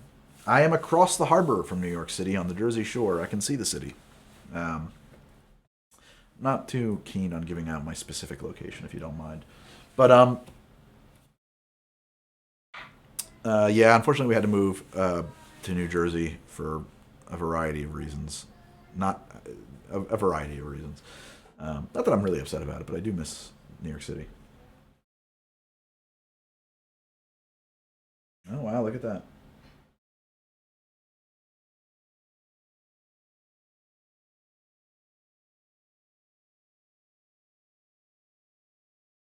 69 Cool Street. Yep, that's correct. Not so much that it was priced out. I mean, it was too expensive realistically, but I was happy to keep kidding myself. My wife's job just legally required her to move. So, although I will say this, the change in cost of living by moving to New Jersey is what allowed me to commit to how to drink full time. So, isn't bad, right? So it sounds like the peels are safe. So maybe an oleosaccharum would be a safe way to go to get that. Yeah, New Jersey's not bad, man. I have been to many Renaissance fairs. I've been to the PA Renaissance Fair a bunch of times. I used to go in a Black Watch kilt that I made from uh, 20 yards of fabric and would fold and belt and like very traditional. I was a big nerd, guys. I think we're going to wrap this up here in about 10 minutes if you don't mind. I'm starting to get to a point where I'm starving here. Um, Look up Bicoline. It's in Quebec. Quebec. Legit drink question. Bought a bottle of maraschino last year when I tried out all three of your eggnog variations. Here's the question. The one in Tuxedo Park is pretty good. I've never been. It is awesome, says Beakeline person. I grew up in South Jersey, so I have a natural dislike for North Jersey, also known as wannabe New York. Yeah, well, I have a natural dislike of anybody who says home. So I spent a lot of time in South Jersey. I used to work in Atlantic City. I love the PA Ren Fair. I usually go in October for Halloween shows. I'm looking forward to bringing my kid. I think she'd actually appreciate going to the Ren Fair and seeing jousting and stuff. Morganthaler Recipe 1, P.S. I have maraschino and nothing to do with it. Well, there's a lot of great drinks for maraschino. Look up a improved whiskey cocktail. It's like an 1860s cocktail. Go ahead and make yourself a last word or a final ward. Both call for maraschino. Other traditional uses for maraschino are escaping me at the moment. It's a ridiculous drink called an angel's tit you can make with it, but I don't recommend it. Thanks for hanging out. Hope the rest of your day goes well. Me too. Send humor, of course, says Uladin. Yep. Somebody called Merrick just threw us a link to a YouTube video. Oh, Merrick. This is the Beakerline thing I was saying. So I wanted to check in. Well, thank you, Skyaflicatricatic. I can't pronounce that. Breville. I am loving it. It is definitely, for the money, the most full-featured coffee machine, espresso machine you're going to get. And I think that to get, in order to make a meaningful upgrade in terms of feature set, I think you have to spend like $1,500, and this was under $500, so it was worth every penny. What I don't love about it is that I've become obsessive about getting my espresso just right, and I can't because I'm bad at it, and I'm trying to get better. I have made drinks from The Witcher. They are coming. Um, Being born in Ohio, living most of my life in PA, I always say the bottom half of Jersey is a Philly suburb, and the top half, well, that's kind of true. I feel like the Jersey Shore, which is where I grew up, is its own place in some ways. Maybe more north than south, at least where I grew up. I feel like Jersey isn't its own state. It's just a wannabe New York and a wannabe Philly. Ha ha. Thank you, Boland. You're getting banned. No. Have I been to Comic Con? I've never been to Comic Con. Watch most of your vids. I have a hard time cross referencing this random bottle is part of these recipes. Appreciate the answer. Oh, no problem. I wonder if there's a way I can do that. Make it more cross-referenceable. I'll think about that. I don't know what that means. That face means a good game face, or like, oh wow, that's surprising face, maybe. In all honesty, Jersey has its own culture. There's some elements that are just truly Jersey. Well, yeah, yeah. The Jersey Shore is its own thing, and there's definitely influences that are from other states. Absolutely, absolutely. Um, I mean, we don't have our own sports teams, right? I mean, New Jersey, the real rule. I've been to Wildwood and Ocean City. I actually lived in Ocean City for a while. Um, I never spent much time in Wildwood. Is that one of the guys from Critical Role? I didn't know that. I didn't know PogChamp was a Critical Role guy. Have you thought about doing drinks from Hello from the Magic Tavern, Rainbow Bowl? I mean, with raspberry. I don't know what that's about. Yes, I've always thought if I could somehow go on your channel and search like grenadine and get the 10 videos. Yeah, I just don't know if YouTube is going to let me set that up. That's true. The New Jersey Devils. I'm sorry. I forgot about the Devils.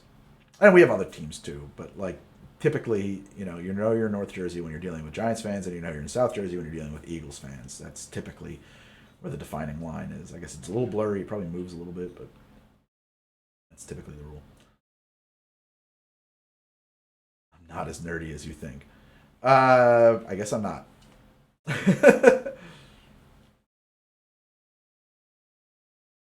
uh,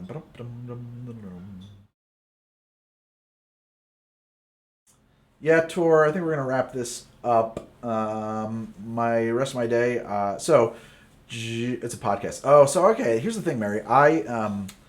My podcast listening is super limited. Actually, it's non-existent currently. Once I stopped commuting, my podcasting listening kind of stopped.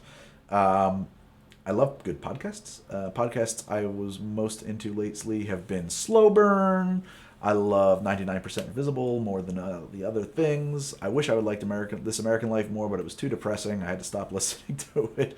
I do love the show. It's a really well done show. I like Serial season. I don't know. I like Serial season one a lot. I'm not a huge fan of where. Three was actually really good. I thought Serial season three was super interesting. Radiolab, I can't really get into too many sound effects. The I don't know. I like the topics a lot, and sometimes when I'm driving and I catch it on the radio, I'll get into it. But like actually sitting down and listening to Radiolab doesn't work for me. I don't really like the host. I've never listened to Hardcore History. It sounds like something I won't be into just based on the implication by hardcore history. I did like American History Tellers a lot when I was listening at Last Blush. My friend got me hooked on the history of Rome for a while. I was also listening to the history of England, and I may be off on the name of that one. Lore, I think I watched the show once, and I was like, this is terrible. I'm sorry. I was not a fan of the show. The podcast might be significantly better. History Hyenas is a good comedy podcast from Two Brooklyn. Okay, none of that means anything to me, except that comedy. Oh, Two Brooklyn Comics. I should check that out. I don't know that. Yeah. That's most of the podcasts I've been into. I think 99% Invisible is by far my favorite, though. No, Night Vale doesn't do it for me. Sorry. I don't want to listen to fiction in a podcast at all. I have no desire. It's just not a format for me being interested in fiction at all. I was interested in Imaginary Worlds was quite good for a while. I think that's actually produced by NPR though. Yeah, I have no desire to. Fiction podcasts don't do it for me. I thought American History Tellers was really good. I do. I don't know anything about the guy. I do sometimes worry, and I just read an article about this about how there's like this tremendous number of history podcasts out there, but of course there's nobody's fact checking these guys, and they can all free to put their own political spin on it. So I'm always like super. Oh man, More Perfect was very good. And then there's another one on that one too, like the same, like a sister of that podcast. My favorite murder. I have no interest in true crime podcasts for the most part. I know a lot of people who love My Favorite Murder. Doesn't do it for me. It's not so much that I'm worried about sources, although I don't know Dollop. Weird name, the Dollop.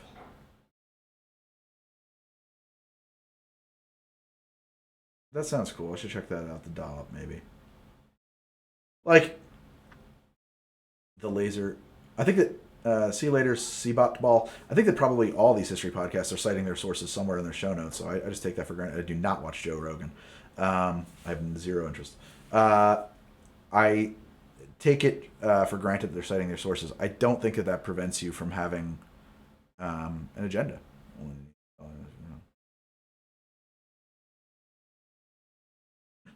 Uh, I came. I have no opinion on alcoholic hot sauce. So I am aware of Critical Role, but I have not really gotten into watching it. I think that what they do is great, and what I've watched some of it to familiarize myself a bit. Those guys do a phenomenal job. Their show is fantastic. It is really cool. I really like what they're doing. I just don't have the hours to invest in really watching or even listening to that. To be honest, it just is so much. Power to everybody who does. Additionally, I have to say, like, I don't know that they run the style of game that I would want to run or that I'm super interested in. Um, and I don't know that honestly watching other people play D&D really hooks me either, to be honest. But I recognize that they are fantastic at what they are doing. No, I don't have 500 spare hours to catch up with. Same thing with MCDM. I love Matt Colville and will occasionally watch him talk about running the game. And I've occasionally caught a few of their streams of them running the game. But it doesn't. People playing games doesn't really pull me in personally that much. I'm really glad it works for other people. Obviously, I'm super glad that it works for all of you guys. It's just not my jam. Even when I played, this is like a funny thing. I played ice hockey growing up. I hated watching ice hockey. It bored the hell out of me. But I loved playing it. I never got very good either, though. So maybe I should have studied some other players. I should check out Harmon Quest. That's like on Hulu or something, right? Actually. Um, Love the show on White Russians. Have you guys considered the Iron Cross, which I believe is a White Russian, but substitute the cream with Bailey's? No, I'm not familiar with it. Let's check it out. Hello, Magic Tavern. They play a parody of D&D called Offices and Bosses. The elves and trolls and talking animals pretend to live here. Okay. I'm a fan of Acquisitions Inc., but I definitely see why watching, listening to D&D not super interesting. It's it's just that I mean people like what they like. Wait, VRV? I don't know what the heck that is. Oh, it's on VRV, which is anime focused. Oh, okay. Wow, that's limited audience. Do you know what a Barnsley cocktail is? I do not. I did play Magic the Gathering a lot. I haven't in years. I'm planning to work on some Magic the Gathering cocktails. My friend group kind of moved away from each other, and I don't really have people to play Magic the Gathering with, and I don't really have time to invest in it. But I did play Magic the Gathering for years. The deck I am, we probably played. We got into it. I mean, like certainly in high school, I got put off on it in high school because I got really badly beaten by a guy who turned out to be a friend of mine later on. Um, but when my friends and I kind of really got into it, was Mirrodin was out, which is funny because we were like, this is like post high school, and I was very proud of my Mesmeric Orb deck. That was a fun deck. Um, it's a free service. Okay. Big fan of NADPod, a more aloof, goofy D&D podcast. That's pretty easy. As you getting cocktails, are you trying to get me drunk? Yes. How do you normally take your coffee? I take my coffee black. And I'll take an espresso when it's well done, and if it's not, I'll turn it into an Americano. And once in a while, I will have a cappuccino if I'm in the mood. But that's like a different kind of coffee. I'm not like looking to start my day with a cappuccino. That's like, let's have a sit down, let's have a cookie, let's have a cappuccino, read the news kind of time. uh, I when I was playing Magic the Gathering, I really liked building decks out of basically like making hated or like seemingly terrible cards work. Because if I recall, Mesmeric Orb, everybody was like, "What the hell are you supposed to do with this?" But I managed to pair it up with some other stuff to build combos that would like instantly mill you, which was really fun.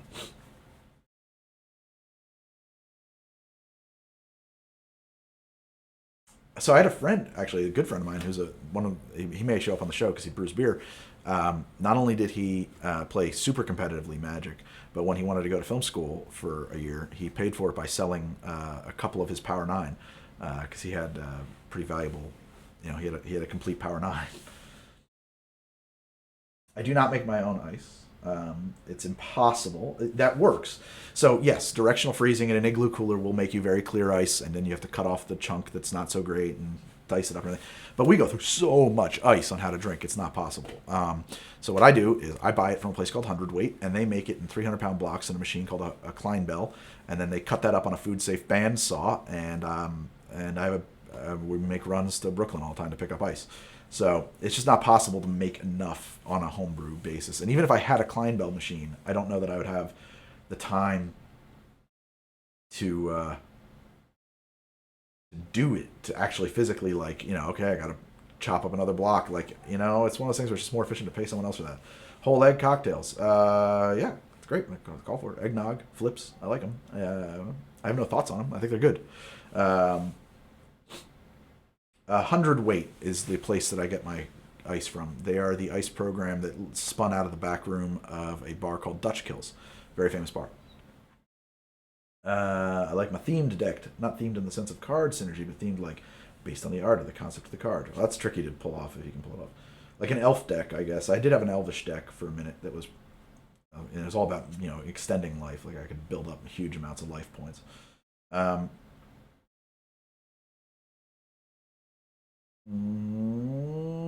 oh, someone's just tuning in and saying that they're awesome. They caught me, and I'm talking about Magic. I was talking about Magic Gathering, Wooding Fleece, but I do have to get going here. I'm actually getting a little over how long I wanted to run this for. I started brewing mead. Any tips for stabilizing the mixture? Kyleth, I'm not a brewer. I don't know anything about brewing. I mean, I know that you throw yeast in it. I got nothing. I'm sorry. Wolves with Swords was my favorite. Only wolf or werewolf cards and a lot of sword equips or enchants. That's funny. I like that. That's a good deck. It's funny. I always have. So anyway, what I want to do, I'm just going to recap a couple of things real quick because I think it's important. One, what I want to do on the what I'm calling Coffee with Greg. If anybody's got a good name for this show, which is what this is, please throw it at me. I want to have guests on here. I'm set up for that. I'm picturing this to be kind of a morning talk show where we. I don't know. I'm going to let it evolve. I'm not going to prescribe what it will be. But I mean, like a talk show, whatever that means to you. Um, that'll be happening Mondays at 11 a.m. Um, afternoon gaming should be happening Tuesdays at 3 p.m. Workshop Wednesdays starts at 11 a.m. on Wednesday, and then if all goes well, I'll be doing that from inside of my bar, and we'll be working on cocktail recipes or other things. Like I said, I might this week we might sharpen knives. I don't know. Book club, where is his live audiobook, chapters at a time. Probably run that for a couple of hours, and then however far we get, we'll start on Thursday at 11 a.m. And then Friday afternoon gaming at 3 p.m. Joe with Greg. That's an interesting idea. Actually, I like that. The schedule will get posted up. Yeah, I just wanted to get it spoken about again, and also just talk about what it is that I'm intending to do with this show. Um, okay, wait. Favorite deck was my Goblin Pile Driver. Oh yeah, that's a famous one. Will you take breaks to talk about your love of movies? So movies is definitely something I want to do on here, actually. And actually, I'm noticing a severe lack of movie stuff on that schedule. So maybe I have to rethink that a little bit. The other thing about that, too, is that Twitch is right now experimenting with watch parties. And I haven't gotten that yet, although I'm now a partner. It will hopefully be coming my way as the expand that out of beta. Right now, the way it works kind of stinks, unfortunately. I was looking into it. Like, I really want to be able to, like, offer commentary and pause the movie and stuff like that. I don't think it allows me to do. It would allow me to do that in its current format. So I want to do more with that. That might be how we do movie talks. If that comes to fruition in a way that makes it really useful, that'll definitely happen.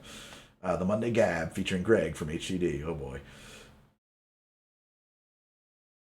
Um, well, yeah, Binks. I'm treating this like that variety, like not just gaming. But the gaming, by the way, gaming. There's other unscheduled gaming that will definitely be happening. I don't know exactly when. That'll be when I feel like it, when I have time. So, you'll get a notification hopefully. Like MST3K, but only like about film history, like more about film history. Although it could also be just funny stuff. Um, It's tricky though because of the rights, So I mean, of course, with Prime, with Amazon actually owning Twitch, like they can get away with some stuff using the Prime library, but I think that they got to get clearances from the rights holders and stuff like that to actually do anything kind of meaningful with it.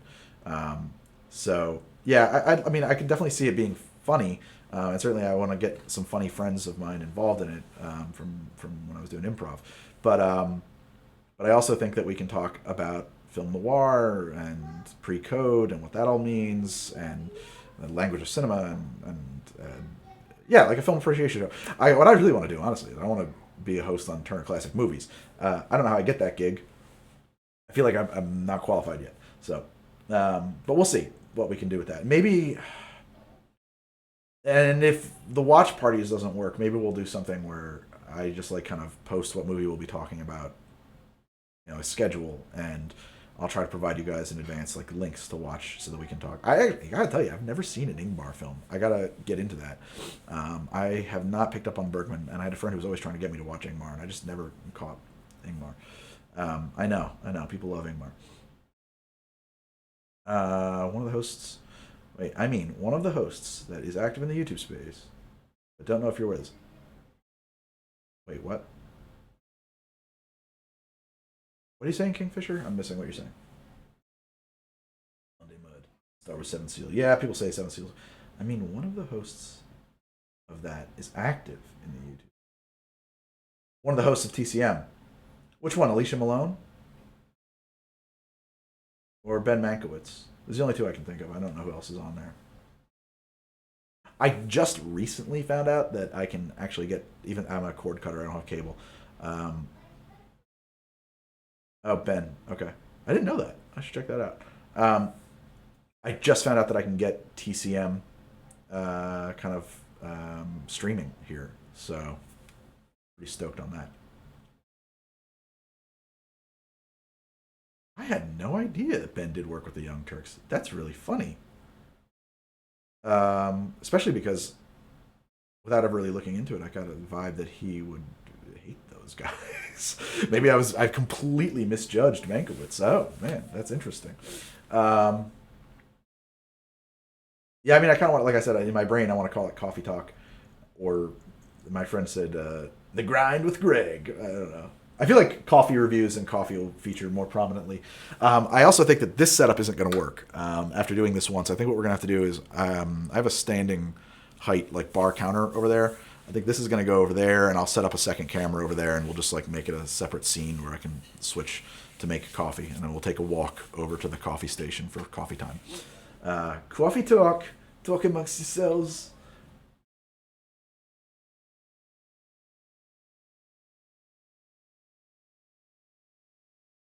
Well, I hope so. I hope that my content is real and thoughtfully produced, but I think a lot of it's going to be. It seems to be devolving into AMAs as well. So a little bit of everything, right? Um, Yurga Shefe. I have not actually had Yurga Shefe. I hate to say this, guys, but I am gonna have to call it here.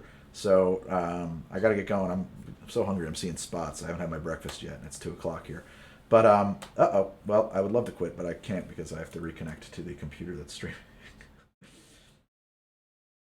I'll be quitting as soon as I have the technical capabilities to do so.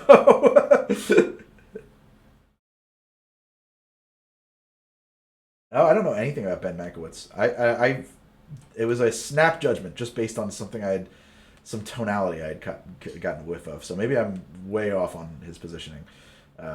So disregard all of that. Disregard everything. I'm gonna look into him now. I'm just yeah. I just feel like I'm shocked he was on with the Young Turks. That's wild.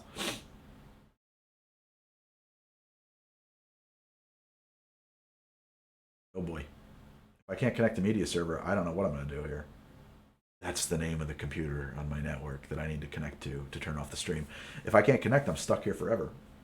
Because I can't just walk off camera and be like, bye. That'd be terrible. Is it? We are on the network. Why won't you connect? Oh man, boy, like that user.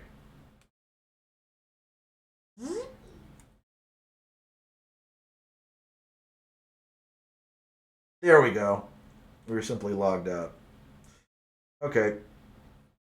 Well, guys, it's indefinite time. Indefinite time with Greg. Oh, okay, Kingfisher. That's a very different thing. Change the title to Eating Lunch with Greg, I guess. Yeah. What do they call that? Mukbang? Isn't that like a genre of video where you just sit here and eat and stuff your face? It's a weird one. Guys, it's been super cool. Thank you all so much for hanging out. And I'm going to fix this notifications box. I'm not sure what the heck's going on with it. And I'll see you maybe later, but I will definitely see you tomorrow. And have a great one. Thank you. See you guys.